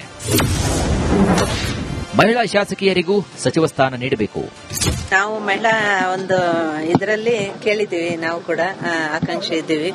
ಈಗ ನಮ್ಗೆ ಮೊದಲನೇ ಈ ಇದರಲ್ಲಿ ಆಗ್ಲಿಲ್ಲ, ಅದಕ್ಕೆ ಈಗಾದ್ರೂ ಅವಕಾಶ ಮಾಡಿಕೊಡ್ರಿ. ಯಾಕಂದ್ರೆ ತುಕಾರಾಮ್ ಅವರು ಪಕ್ಷಕ್ಕೆ ಮಾಡಿದಂತ ತ್ಯಾಗ ಮತ್ತು ಅವರ ಪಕ್ಷಕ್ಕೆ ನಿಷ್ಠೆ ಇರತಕ್ಕಂಥದ್ದು ಮತ್ತು ಪಕ್ಷ ವಹಿಸಿದಂತ ಎಲ್ಲಾ ಜವಾಬ್ದಾರಿಗಳನ್ನ ಅವರು ಪ್ರಾಮಾಣಿಕವಾಗಿ ನಿರ್ವಹಿಸಿರ್ತಕ್ಕಂಥ ಒಂದು ಆಧಾರದ ಮೇಲೆ ನಾವು ಇವತ್ತು ಸಚಿವ ಸ್ಥಾನವನ್ನು ಕೇಳಿದ್ದೀವಿ. ಖಂಡಿತ ಅದು ಒಳ್ಳೆ ಬೆಳವಣಿಗೆ ಅಲ್ಲ, ಬಟ್ ಆದ್ರೆ ಮಾಡ್ತಾರೆ ಅನ್ನುವ ವಿಶ್ವಾಸ ನನಗಿದೆ. ಮಹಿಳೆಯರಿಗೆ ಒಂದೇ ಒಂದು ಸಿಗೋದನ್ನು ಸಹ ಒಂದು ಒಳ್ಳೆ ಸಂದೇಶ ಅಲ್ಲ ಸಮಾಜಕ್ಕೆ. ಹೆಚ್ಚಿನ ಮಹಿಳೆಯರನ್ನ ಕ್ಯಾಬಿನೆಟ್ಗೆ ಸೇರಿಸ್ಕೋಬೇಕು. I agree. There should have been at least one woman minister. 5 ಇದ್ದಾರೆ, at least ಅಲ್ಲಿ 2-3 ಜನ ಕೊಡಬೇಕಾಗಿತ್ತು ನನ್ನ ಪ್ರಕಾರ. They should give. ಒಟ್ನಲ್ಲಿ ಡಿಕೆ ಶಿವಕುಮಾರ್ ಸಂಪುಟದಲ್ಲಿ ಒಬ್ಬರೇ ಒಬ್ಬರು ಮಹಿಳಾ ಮಂತ್ರಿ ಇಲ್ಲದೆ, ಸ್ತ್ರೀ ಶಕ್ತಿ ಇಲ್ಲದೆ ಸಂಪುಟ ಶೂನ್ಯವಾಯಿತಾ ಅನ್ನೋ ಪ್ರಶ್ನೆ ಹುಟ್ಟಿಕೊಂಡಿದೆ. ವೀಕ್ಷಕರು, ನಿಮಗೆಲ್ಲರಿಗೂ ಗೊತ್ತಿರುವ ಹಾಗೆ ರಿಪಬ್ಲಿಕ್ ಕನ್ನಡದ ಧ್ಯೇಯವಾಕ್ಯ ನಿಮ್ಮ ಧ್ವನಿ, ಜನರ ಅಭಿಪ್ರಾಯಕ್ಕೆ ಒಂದು ಮುಕ್ತ ವೇದಿಕೆಯನ್ನು ರಿಪಬ್ಲಿಕ್ ಕನ್ನಡ ಒದಗಿಸಿಕೊಡ್ತಾ ಇದೆ. ಅದರಂತೆ ನೀವು ಕೂಡ ನಿಮ್ಮ ಅಭಿಪ್ರಾಯವನ್ನ ನಮ್ಮ ಜೊತೆಗೆ ತಿಳಿಸಬಹುದಾಗಿದೆ. ಕೊನೆಗೂ ರಾಜ್ಯ ಸಚಿವ ಸಂಪುಟ ವಿಸ್ತರಣೆಯಾಗಿದೆ. 19 ಹೊಸ ಸಚಿವರು ಪ್ರಮಾಣ ವಚನ ಸ್ವೀಕರಿಸಿಯಾಗಿದೆ, ಸಂಪುಟ ಸೇರಿಯಾಗಿದೆ. ಆದರೆ ಶಿವಸೈನ್ಯ 2.0 ನಲ್ಲಿ ಶಾಸಕರಿಗೆ ಪ್ರಾಧಾನ್ಯ ಸಿಕ್ಕಿಲ್ಲ, ಮಹಿಳಾ ಸಚಿವರೇ ಇಲ್ಲ. ಈ ಬಗ್ಗೆ ನಿಮ್ಮ ಅಭಿಪ್ರಾಯವನ್ನ ನಮ್ಮ ಜೊತೆಗೆ ಹಂಚಿಕೊಳ್ಳಿ. ಸ್ಕ್ರೀನ್ ಕೆಳಗಡೆ ನಂಬರ್ ಹೋಗ್ತಾ ಇದೆ, ನಂಬರ್ ನೋಟ್ ಮಾಡಿಕೊಂಡು ಕರೆ ಮಾಡಿ ನೀವು ನಮ್ಮ ಜೊತೆಗೆ ನೇರವಾಗಿ ಮಾತಾಡಿ ಅಭಿಪ್ರಾಯ ತಿಳಿಸಬಹುದಾಗಿದೆ. ವಾಟ್ಸ್ಆಪ್ ನಂಬರ್ ಇದೆ, 2 ಲೈನ್ ಮೆಸೇಜ್ ಮಾಡಿ. ಎಕ್ಸ್ ಖಾತೆಯಲ್ಲಿಯೂ ಕೂಡ ನಿಮ್ಮ ಅಭಿಪ್ರಾಯವನ್ನ ಹಂಚಿಕೋಬಹುದಾಗಿದೆ.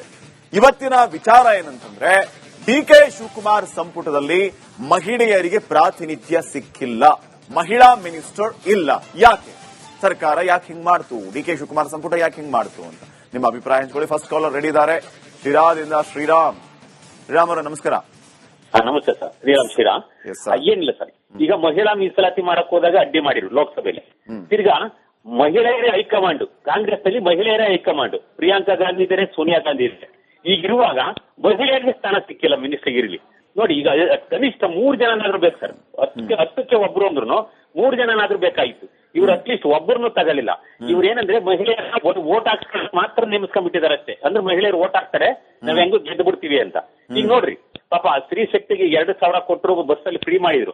ಅದೇ ರೀತಿ MLA ಮಾಡ್ತಿದ್ದಾರೆ, MP ಮಾಡ್ತಿದ್ದಾರೆ ಮಹಿಳೆಯರಿಗೆ. ಆದ್ರೆ ಮಿನಿಸ್ಟ್ರಿಗಿರಿ ಕೊಡ್ಬೇಕಾದ್ರೆ ಇವ್ರು ಮ್ಯಾಲ್ ಬೆಳಿಬಾರ್ದು. ಮಹಿಳೆಯರು ಮಿನಿಸ್ಟ್ರಿಗಿರಿ ಆಗ್ಬಿಟ್ರೆ ಮ್ಯಾಲ್ ಬೆಳೆದ್ ಬಿಡ್ತಾರೆ, ನಮ್ಮನ್ನೇ ತುಳಿದು ಬಿಡ್ತಾರೋ ನಂಗೆ ಈ ಕಾಂಗ್ರೆಸ್ ನಲ್ಲಿ ಯೋಚನೆ ಮಾಡ್ತಾರೆ. ನೋಡಿ ಪಾಪ 3 ಜನಕ್ಕೆ ಒಳ್ಳೆ ಚೆನ್ನಾಗಿ ಜ್ಞಾನ ಇರೋರೇ ಇದ್ದಾರೆ ಮಹಿಳೆಯರು. ನಯನ ಮೋಟಮ್ಮ ಇರ್ಬೋದು, ಲಕ್ಷ್ಮಿ ಹೆಬ್ಬಾಳ್ಕರ್ ಇರ್ಬೋದು, ತಿರ್ಗಾ ಇನ್ನು ಬೇರೆ ಬೇರೆಯವರೆಲ್ಲ ಇದ್ದಾರೆ ಸರ್.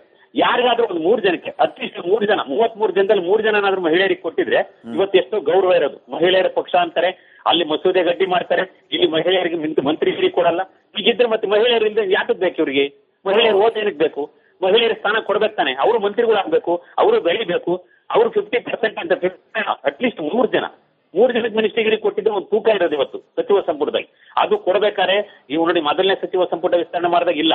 ಈಗ ಯಾರೋ ಒಬ್ರು ಹೆಸರು ಹೇಳಿರು, ಅವ್ರನ್ನು ಕೈ ಬಿಟ್ಬಿಟ್ರು. ಅಂದ್ರೆ ಇವ್ರಿಗೆ ಮಹಿಳೆಯರ ಮೇಲೆ ಗೌರವ ಇಲ್ಲ.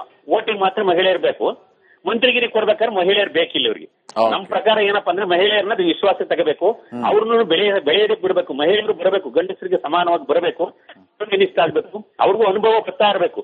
ಅವಾಗ ಅವ್ರು ಮುಖ್ಯಮಂತ್ರಿ ಆಗ ಮಟ್ಟಕ್ಕೂ ಬೆಳೀತಾರೆ. ಮಹಿಳೆಯರನ್ನು ಬೆಳೆಸಬೇಕು. ಫೈನ್, ಥ್ಯಾಂಕ್ ಯು ಶ್ರೀರಾಮ್ ಅವರೇ ಕರೆ ಮಾಡಿ ಅಭಿಪ್ರಾಯ ತಿಳಿಸಿದ್ದಕ್ಕೆ. ಬಸವರಾಜ್ ಅಂತ ಮತ್ತೊಬ್ಬ ಕಾಲರ್ ಚಿತ್ರದುರ್ಗದಿಂದ. ನಮಸ್ಕಾರ ಬಸವರಾಜ್ ಅವರೇ.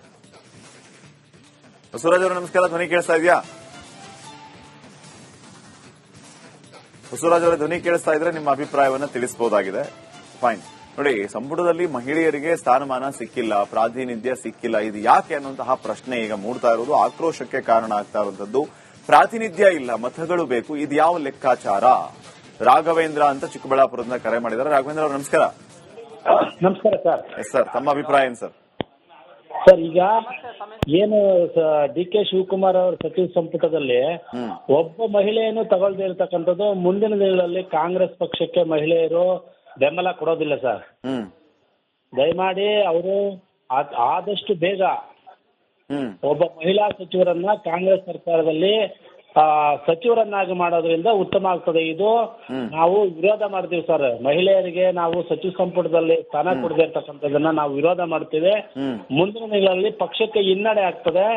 ಇದನ್ನ ಯಾರು ನಮ್ಮ ಪ್ರದೇಶ ಕಾಂಗ್ರೆಸ್ ಸಮಿತಿ ಈಗ ಹೊಸ ಅಧ್ಯಕ್ಷರು ನಮ್ಮ BK ಹರಿಪ್ರಸಾದ್ ಸಾಹೇಬ್ರಿದ್ದಾರೆ. ಅವರು ಮಾನ್ಯ ಮುಖ್ಯಮಂತ್ರಿಗಳಿಗೆ ಕೂಡಲೇ ಇದ್ರ ಬಗ್ಗೆ ಒಂದು ಮನವರಿಕೆಯನ್ನ ಮಾಡಿ ಅವರಿಗೆ ಮಂತ್ರಿ ಸ್ಥಾನ ಕೊಡ್ಲಿಲ್ಲ ಅಂದ್ರೆ ತುಂಬಾ ಇದು ಪಕ್ಷಕ್ಕೆ ಮುಜುಗರ, ಪಕ್ಷಕ್ಕೆ ಮುಂದಿನ ದಿನಗಳಲ್ಲಿ ತುಂಬಲಾರದ ನಷ್ಟ ಆಗ್ತದೆ ಅಂತ ಹೇಳ್ಬಿಟ್ಟು ನನ್ನ ಅನಿಸಿಕೆ sir. Okay, thank you Raghavendra ಅವರೇ ಕರೆ ಮಾಡಿ ಅಭಿಪ್ರಾಯ ತಿಳಿಸಿದ್ದಕ್ಕೆ. ಮತ್ತೊಬ್ಬ ಕಾಲರ್ ಇದ್ದಾರೆ, ಪ್ರಕಾಶ್ ರೆಡ್ಡಿ ಅಂತ ಹೇಳಿ ದುರ್ಗಾದಿಂದ. ನಮಸ್ಕಾರ ಪ್ರಕಾಶ್ ರೆಡ್ಡಿ ಅವರೇ.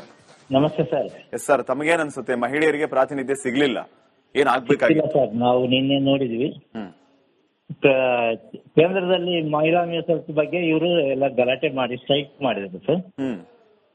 ಇಲ್ಲಿ ಕರ್ನಾಟಕದಲ್ಲಿ ಮಹಿಳೆಯರಿಗೆ ಸ್ಥಾನಮಾನನೇ ಇಲ್ಲ.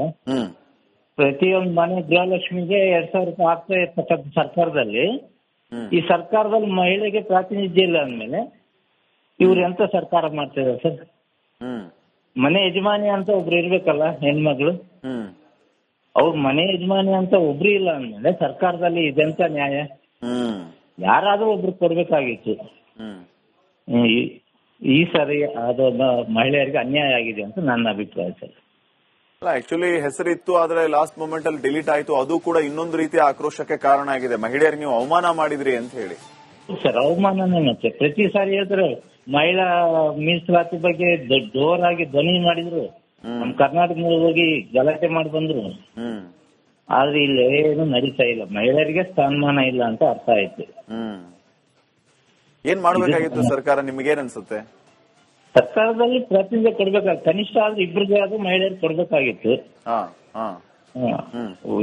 ಒಬ್ರು ಇಲ್ಲ ಅಂತ ಅಂದ್ರೆ ಇದು ಅವ್ರ ಸ್ಥಾನಮಾನದ ಬಗ್ಗೆ ಮಹಿಳೆಯರು ಯಾರು ಹೋರಾಟ ಮಾಡ್ತಾ ಇಲ್ಲ ಅಂತ ಅರ್ಥ ಆಗುತ್ತೆ sir. Okay, fine. Thank you Prakash Reddy ಅವರೇ ಕರೆ ಮಾಡಿ ಅಭಿಪ್ರಾಯ ತಿಳಿಸಿದಕ್ಕೆ. ಯೋಗೇಂದ್ರಪ್ಪ ಅಂತ ಕರೆ ಮಾಡಿದ್ದಾರೆ ದಾವಣಗೆರೆಯಿಂದ. ಸರ್ ನಮಸ್ಕಾರ. ನಮಸ್ಕಾರ. ಎಸ್ ಸರ್, ತಮಗೇನ್ ಅನ್ಸುತ್ತೆ ಸರ್ ಈ ಪ್ರಾತಿನಿಧ್ಯದ ವಿಚಾರಕ್ಕೆ ಸಂಬಂಧಪಟ್ಟಂಗೆ? ಸರ್, ಭಾರಿ ಮೋಸ ಮಾಡಿದ್ರು. ಸರ್, ಭಾರಿ ಮಸ್ತ್ ಮಾಡಿದ್ರು ಅಂದ್ರೆ ಮಹಿಳೆಯರಿಗೆ ಸ್ಥಾನಮಾನ ಕೊಡದೆ ಮಸ್ತ್ ಮಾಡಿದ್ರು ಅಂತ ನೀವು ಹೇಳ್ತಾ ಇದ್ದೀರಾ? ಇನ್ನು ಕೊಡ್ಬೇಕಾಗಿತ್ತು? ಕೊಡ್ಬೇಕಾಗಿತ್ತು ಅವರು. ಅಂದ್ರೆ ಏನ್ ಮಾಡಿದ್ರು ಅಂತ ನಿಮ್ಗೆ ಅನ್ಸುತ್ತೆ? ಏನ್ ಮಾಡ್ಬೇಕಾಗಿತ್ತು ಅಂತ? ಮಹಿಳೆಗೆ 3000 ಕೊಡಕಾಯ್ತು ಸರ್. ಈಗ ಕೊಟ್ಟಿಲ್ಲ, ಯಾಕೆ ಕೊಟ್ಟಿಲ್ಲ ಅಂತ ನಿಮ್ಗೆ ಅನಿಸ್ತಾ ಇದೆ? ಅವ್ರ ಅದೃಷ್ಟ ಹೆಮ್ಮತಿ. ಫೈನ್ ಯೋಗೇಂದ್ರಪ್ಪ ಅವರು, ಧನ್ಯವಾದ ಕರೆ ಮಾಡಿ ಅಭಿಪ್ರಾಯವನ್ನು ತಿಳಿಸಿದ್ದಕ್ಕೆ. ರಾಜೇಶ್ ರೈ ಅಂತ ಕರೆ ಮಾಡಿದ್ದಾರೆ, ನೆಕ್ಸ್ಟ್ ಕಾಲರ್ ಬೆಂಗಳೂರಿನಿಂದ. ನಮಸ್ಕಾರ ರಾಜೇಶ್ ರೈ ಅವರೇ. ಸರ್ ನಮಸ್ತೆ. Yes sir. ಇದು ಕೇವಲ ಪ್ರಚಾರಕ್ಕೆ ಸೀಮಿತ ಆಗ್ಬಿಡ್ತಲ್ಲ ಅಂತ ಬೇಜಾರಷ್ಟೇ. ಯಾವ ವಿಚಾರ? ಮಹಿಳಾ ಮೀಸಲಾತಿ ಅನ್ನೋದು ಕೇವಲ ಮಾತಿಗೆ ಮಾತ್ರ ಸೀಮಿತ ಅಲ್ಲ. ಮಹಿಳಾ ಮೀಸಲಾತಿ ಮಹಿಳೆಯರಿಗೆ ಪ್ರಾತಿನಿಧ್ಯ ಸಿಕ್ಕಿಲ್ಲ ಸಂಪುಟದಲ್ಲಿ ಅಂತ ಒಬ್ರು ಮಹಿಳಾ ಮಿನಿಸ್ಟರ್ ಇಲ್ಲ ಅಂತ. ಹೌದು ಹೌದು ಸರ್. ಏನನ್ಸುತ್ತೆ ನಿಮ್ಗೆ? ಸರ್ಕಾರ ಏನ್ ಮಾಡ್ಬೇಕಾಗಿತ್ತು? ಕೊಡ್ಬೇಕಿತ್ತು ಪ್ರಾತಿನಿಧ್ಯನ. ಹೌದು ಸರ್, ಹೌದು sir. Fine sir, thank you ಕರೆ ಮಾಡಿ ಅಭಿಪ್ರಾಯ ತಿಳಿಸಿದ್ದಕ್ಕೆ. ಗಣೇಶ್ ಅಂತ ದಾವಣಗೆರೆಯಿಂದ ನೆಕ್ಸ್ಟ್ ಕಾಲರ್. ನಮಸ್ಕಾರ ಗಣೇಶ್ ಅವರೇ. ನಮಸ್ಕಾರ ಸರ್. ಸರ್, ಸಂಪುಟದಲ್ಲಿ ಮಹಿಳೆಯರಿಗೆ ಪ್ರಾತಿನಿಧ್ಯ ಸಿಗ್ಲಿಲ್ಲ, ನಿಮ್ಮ ಅಭಿಪ್ರಾಯ ಏನು? ಸರ್, ಇದು ಬಹಳ ಅನ್ಯಾಯ ಸರ್. ಇದು ಆಕ್ಚುಲಿ ಕಾಂಗ್ರೆಸ್ ಗವರ್ಮೆಂಟ್ ಬರೋದಕ್ಕೆ ಸ್ತ್ರೀಯರದು ವೋಟಿಂಗ್ ಇರೋದೇ ಜಾಸ್ತಿ ಇದೆ. ಆದ್ರಿಂದ ಮಹಿಳೆಯರಿಗೆ ಒಂದಾದ್ರೂ ಸ್ಥಾನ ಕೊಡಬೇಕಾಗಿತ್ತು. ಇದು ಬಹಳ ಅನ್ಯಾಯ ಆಗಿದೆ ಸರ್. ತುಂಬಾನೇ ಲಾಭ ಆಗಿದೆ, ಆದ್ರೂ ಒಂದು ಸ್ಥಾನನಾದ್ರೂ ಕೊಡ್ಬೇಕಾಗಿತ್ತು ಸರ್. ಅದು ಮುಂದಿನ ದಿನದಲ್ಲಿ ಇದೆಲ್ಲ ತುಂಬಾ ಎಫೆಕ್ಟ್ ಆಗುತ್ತೆ ಸರ್ ಅದು ಕಾಂಗ್ರೆಸ್ಗೆ. Okay okay, fine. Thank you Ganesh ಅವರೇ. ಚಳ್ಳಕೆರೆಯಿಂದ ವೀರೇಶ್ ಅಂತ ಮತ್ತೊಬ್ಬ ಕಾಲರ್. ನಮಸ್ಕಾರ ವೀರೇಶ್ ಅವರೇ. ನಮಸ್ಕಾರ ಸರ್. Yes sir. ಸರ್, ಮಹಿಳೆಯರಿಗೆ ಒಂದು 3 ಸೀಟ್ ಆದ್ರೂ ಕೊಡ್ಬೇಕಾಯ್ತು. ಮಹಿಳೆಯರಿಗೆ ಕೊಟ್ರೆ ಪ್ರಾತಿನಿಧ್ಯ ನೀಡಬೇಕಾಯ್ತು ಮಹಿಳೆಯರಿಗೆ. ಒಂದು ಕೊಡ್ತಾ ಇಲ್ಲಲ್ಲ, ಕೊಟ್ಟಿಲ್ಲಲ್ಲ. ಏನು ದುಡ್ಡಿರೋರಿಗೆ ಖಾತೆ ಕೊಟ್ಟಿದ್ದಂಗಿದಾರೆಲ್ಲ. ದುಡ್ಡು ಕೊಟ್ಟಂತವ್ರಿಗೆ ಖಾತೆ ಕೊಟ್ಟಿರ್ಬೋದು ಅನ್ನಿಸ್ತದೆ.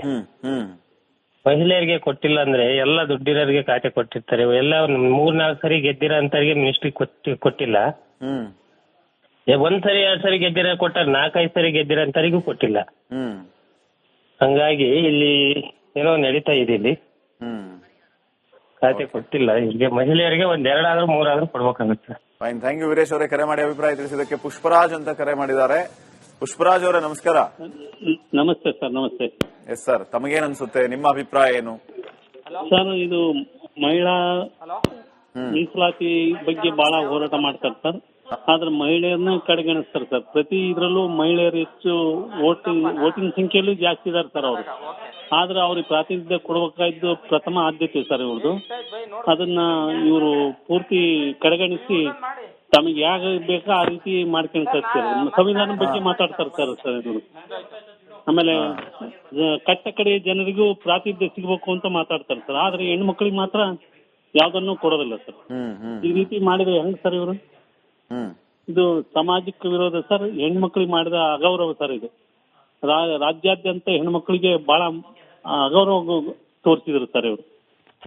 ಕಟ್ಟ ಕಡೆಗೆ ಅದೊಂದು ಇನ್ನೊಂದು ಅಂದ್ರೆ ಸರ್, ಚಿಕ್ಕಮಗಳೂರು ಗಾಯತ್ರಿ ಮೇಡಮ್ ಅವ್ರಿಗೆ ಕೊಡ್ಬೇಕಾಯ್ತು ಸರ್, ಅದನ್ನೂ ತಡೆ ಹಿಡಿದ್ರು ಸರ್. Fine, thank you. ಕರೆ ಮಾಡಿ ನಿಮ್ಮ ಅಭಿಪ್ರಾಯವನ್ನ ತಿಳಿಸಿದ್ದಕ್ಕೆ ಧನ್ಯವಾದಗಳು. ವೀಕ್ಷಕರೇ, ನಾವು ಗಮನಿಸ್ತಾ ಇದ್ದೀವಿ ರಾಜ್ಯದಾದ್ಯಂತ ಈಗಲೂ ಕೂಡ ಸಾಕಷ್ಟು ಸಂಖ್ಯೆಯಲ್ಲಿ ಕರೆಗಳು ಬರ್ತಾ ಇದೆ. ಆದ್ಯತೆಯ ಮೇರೆಗೆ ಸಮಯ ಸಿಕ್ಕಿದ್ದು ಇಷ್ಟೇ, ಹಿಂಗಾಗಿ ಮತ್ತೆ ಕರೆ ಮಾಡ್ತಾ ಇರಿ. ಪ್ರತಿನಿತ್ಯವೂ ಕೂಡ ಹಲವು ವಿಚಾರಗಳ ಬಗ್ಗೆ ನಾವು ನಿಮ್ಮ ಅಭಿಪ್ರಾಯವನ್ನ ಸ್ವೀಕರಿಸ್ತಾ ಇರ್ತೀವಿ. ಕರೆ ಮಾಡಿದ ಎಲ್ಲರಿಗೂ ಕೂಡ ಮತ್ತೊಮ್ಮೆ ಧನ್ಯವಾದ. ಈಗ ಮುಂದಿನ ಸುದ್ದಿಗೆ ಹೋಗ್ತಾ ಇದ್ದೀನಿ. ರಾಜ್ಯದಲ್ಲಿ ಬರ ಕಾರ್ಮೋಡದ ನಡುವೆ ಅಲ್ಲಲ್ಲೇ ಕೆಲವು ಕಡೆ ವರುಣ ಕೃಪೆ ಆಗ್ತಾ ಇದೆ. ಕೆಲವು ಕಡೆ ಅಬ್ಬರಿಸಿ ಬೊಬ್ಬಿರಿದು ಅವಾಂತರ ಸೃಷ್ಟಿ ಮಾಡ್ತಾ ಇರುವಂತಹ ವರುಣ ಅಲ್ಪ ಮಳೆಯಿಂದಲೇ ರಾಜ್ಯದ ಕೆಲವು ಜಲಾಶಯಗಳು ಈಗ ಭರ್ತಿ ಆಗ್ತಾ ಇದೆ. ಸದ್ಯಕ್ಕೆ ಹೇಗಿದೆ ಪರಿಸ್ಥಿತಿ ನೋಡ್ಕೊಂಬ.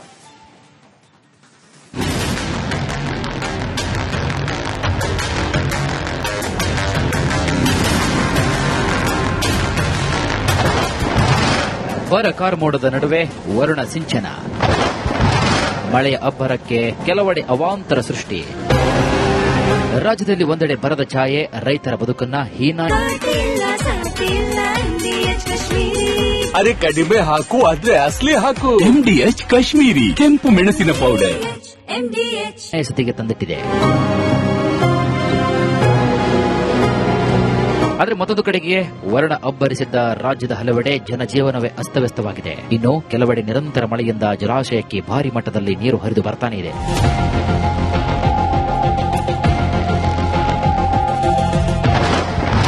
ಮನೆಗಳಿಗೆ ಮಳೆ ನೀರು ನುಗ್ಗಿ ಅವಾಂತರ. ಮಧ್ಯ ಕರ್ನಾಟಕ ಭಾಗದ ಚಿತ್ರದುರ್ಗದಲ್ಲಿ ಮಳೆ ಅಬ್ಬರ ಮುಂದುವರಿತಾ ಇದೆ. ಪಿಳ್ಳೆಕೇರನಹಳ್ಳಿಯಲ್ಲಿ ಮಳೆ ಅಬ್ಬರಕ್ಕೆ ಚರಂಡಿ ನೀರು ಮನೆಗಳಿಗೆ ನುಗ್ಗಿದೆ. ಮನೆಯಿಂದ ಕೊಳಚೆ ನೀರು ಹೊರಹಾಕಲು ಜನರು ಪರದಾಡುವಂತಾಗಿದೆ.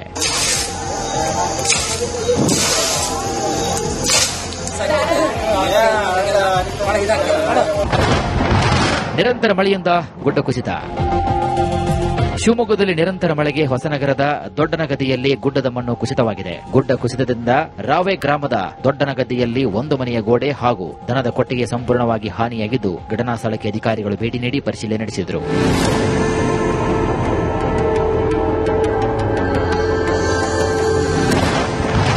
ಜಿಟಿಜಿಟಿ ಮಳೆಗೆ ಕೆಸರುಗದ್ದೆಯಾದ ರಸ್ತೆ. ಬಳ್ಳಾರಿ ಜಿಲ್ಲೆ ಸಂಡೂರು ತಾಲೂಕಿನ ಮೈನಿಂಗ್ ಏರಿಯಾದಲ್ಲಿ ಜಿಟಿಜಿಟಿ ಮಳೆಯಾಗ್ತಾ ಇದೆ. ರಸ್ತೆಯೆಲ್ಲ ಕೆಸರುಮಯವಾಗಿದ್ದು ಲಾರಿ ಸಂಚಾರಕ್ಕೆ ಅಡಚಣೆಯುಂಟಾಗಿದೆ. ನೂರಾರು ಅದಿರು ಲಾರಿಗಳು ಸಾಲುಗಟ್ಟಿ ನಿಂತು ವಾಹನ ಸವಾರರು ಟ್ರಾಫಿಕ್ ಜಾಮ್ನಲ್ಲಿ ಸಿಲುಕಿ ಪರದಾಡುವಂತಾಯಿತು.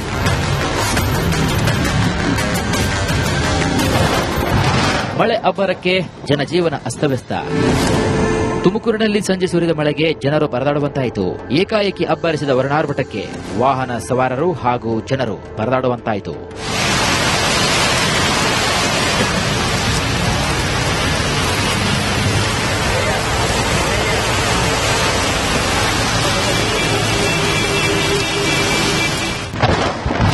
ಮಳೆ ಇಲ್ಲದೆ ಬತ್ತಿದ ಜಲಪಾತಗಳಿಗೆ ಜೀವಕಳೆ. ಇನ್ನುತ್ತ ಕಲಬುರಗಿಯಲ್ಲಿ ನಿರಂತರವಾಗಿ ಸುರಿತಾ ಇರುವಂತಹ ಮಳೆಗೆ ಚಿಂಚೋಳಿ ತಾಲೂಕಿನ ಕುಂಚಾವರಂ ಅರಣ್ಯ ಪ್ರದೇಶದಲ್ಲಿರುವಂತಹ ಮಾಣಿಕಪುರ ಮಿನಿ ಜಲಪಾತಕ್ಕೆ ಜೀವಕಳೆ ಬಂದಿದೆ. ದಟ್ಟ ಕಾಡಿನ ಮಧ್ಯೆ ಮೈದುಂಬಿ ಹರಿಯುತ್ತಿರುವಂತಹ ಮಾಣಿಕಪುರ ಜಲಪಾತ ಕಣ್ತುಂಬಿಕೊಳ್ಳಲು ಪ್ರವಾಸಿಗರ ದಂಡೆ ಹರಿದು ಬರ್ತಾ ಇದೆ.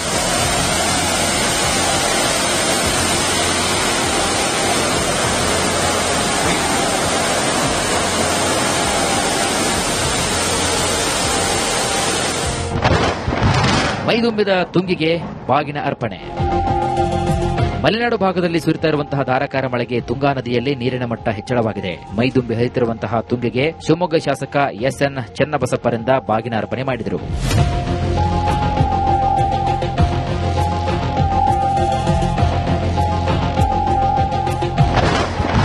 ಕೆಆರ್ಎಸ್ ಜಲಾಶಯದ ನೀರಿನ ಮಟ್ಟ ಏರಿಕೆ. ಕೊಡಗು ಭಾಗದಲ್ಲಿ ನಿರಂತರವಾಗಿ ಸುರಿತಾ ಇರುವಂತಹ ಧಾರಾಕಾರ ಮಳೆಯಿಂದ ಕೆಆರ್ಎಸ್ ಜಲಾಶಯಕ್ಕೆ ಹೊರಹರಿವು ಹೆಚ್ಚಳವಾಗಿದೆ. ಕೆಆರ್ಎಸ್ ಡ್ಯಾಂ ನೀರಿನ ಮಟ್ಟ 103 ಅಡಿಗೆ ಏರಿಕೆಯಾಗಿದೆ. ಜಲಾಶಯದಲ್ಲಿ ನೀರಿನ ಮಟ್ಟ ಏರಿಕೆಯಾಗುತ್ತಿರುವುದರಿಂದ ರೈತರ ಮೊಗದಲ್ಲಿ ಮಂದಹಾಸ ಮೂಡಿದೆ.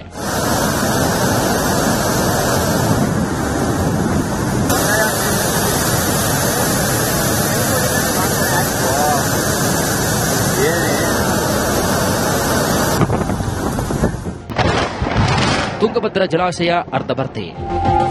ಇನ್ನು ಮಲೆನಾಡು ಭಾಗದಲ್ಲಿ ಸುರಿತಿರುವಂತಹ ಮಳೆಯಿಂದಾಗಿ ತುಂಗಭದ್ರಾ ಜಲಾಶಯಕ್ಕೆ ನೀರು ಹರಿದು ಬರ್ತಾ ಇದೆ. ಒಳಹರಿವು ಹೆಚ್ಚಾಗಿದ್ದು ತುಂಗಭದ್ರಾ ಜಲಾಶಯ ಅರ್ಧ ಭರ್ತಿಯಾಗಿದೆ. ಒಂದೇ ದಿನದಲ್ಲಿ 7 ಟಿಎಂಸಿ ನೀರಿನ ಮಟ್ಟ ಏರಿಕೆಯಾಗಿದೆ. ಇದರಿಂದ ರೈತರು ನಿಟ್ಟುಸಿರು ಬಿಟ್ಟಿದ್ದಾರೆ.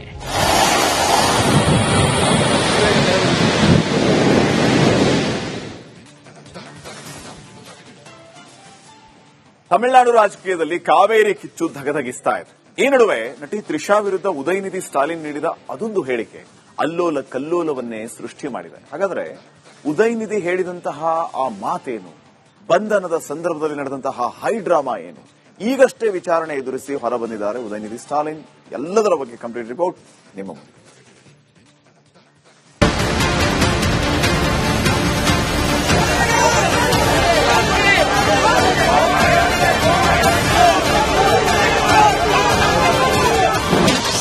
ಕಾವೇರಿ ಪ್ರತಿಭಟನೆ ವೇಳೆ ತ್ರಿಷಾ ವಿರುದ್ಧ ಕೀಳು ಹೇಳಿಕೆ. ತಮಿಳುನಾಡು ಮಾಜಿ ಡಿಸಿಎಂ ಉದಯನಿಧಿ ಬಂಧನ.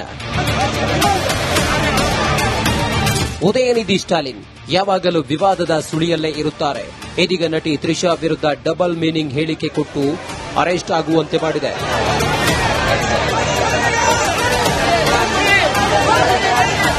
ಕಾವೇರಿ ವಿಚಾರವಾಗಿ ತಂಜಾವೂರಿನಲ್ಲಿ ನಡೆದ ರೈತರ ಪ್ರತಿಭಟನಾ ಸಭೆಯಲ್ಲಿ ಮಹಿಳೆಯರ ವಿರುದ್ಧ ಅವಹೇಳನಕಾರಿ ಹೇಳಿಕೆ ನೀಡಿದ್ರು. ಈ ಹಿನ್ನೆಲೆಯಲ್ಲಿ ಚೆನ್ನೈನ ನೀಲಾಂಕರೈ ನಿವಾಸದಿಂದ ಪೊಲೀಸರು ಉದಯನಿಧಿ ಸ್ಟಾಲಿನ್ ಅವರನ್ನ ವಶಕ್ಕೆ ಪಡೆದುಕೊಂಡಿದ್ರು. ಇದೇ ವೇಳೆ ಹೈಡ್ರಾಮವೇ ನಡೆದಿದೆ.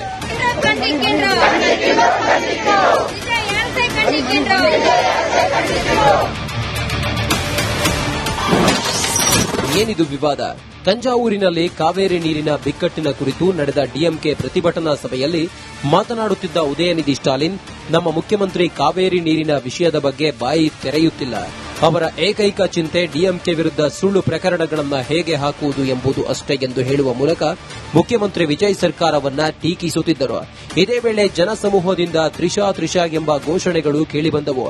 ಅದಕ್ಕೆ ಪ್ರತಿಕ್ರಿಯಿಸಿದ ಉದಯನಿಧಿ ನಗುಮುಖದೊಂದಿಗೆ ತಮಿಳಿನಲ್ಲಿ ದ್ವಂದ್ವಾರ್ಥ ಬರುವ ರೀತಿಯಲ್ಲಿ ಯಾವ ನೀರು ಬರುತ್ತದೋ ಇಲ್ಲವೋ ಆ ನೀರು ಬರಲೇಬೇಕು ಎಂದು ಕೀಳುಮಟ್ಟದ ಹೇಳಿಕೆ ನೀಡಿದ ಉದಯನಿಧಿ ಸ್ಟಾಲಿನ್,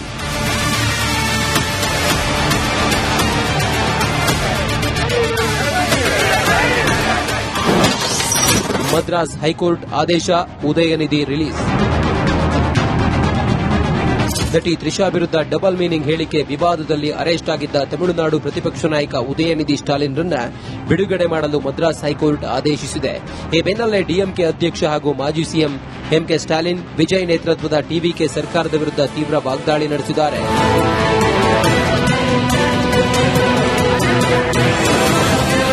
ಒಟ್ಟಾರೆ ಉದಯನಿಧಿ ಸ್ಟಾಲಿನ್ ವಿರುದ್ಧ ಆಕ್ರೋಶ ಸ್ಫೋಟವಾಗಿದ್ದು, ಇದು ಯಾವ ಹಂತಕ್ಕೆ ಹೋಗಿ ತಲುಪುತ್ತೆ ಕಾದು ನೋಡಬೇಕಿದೆ.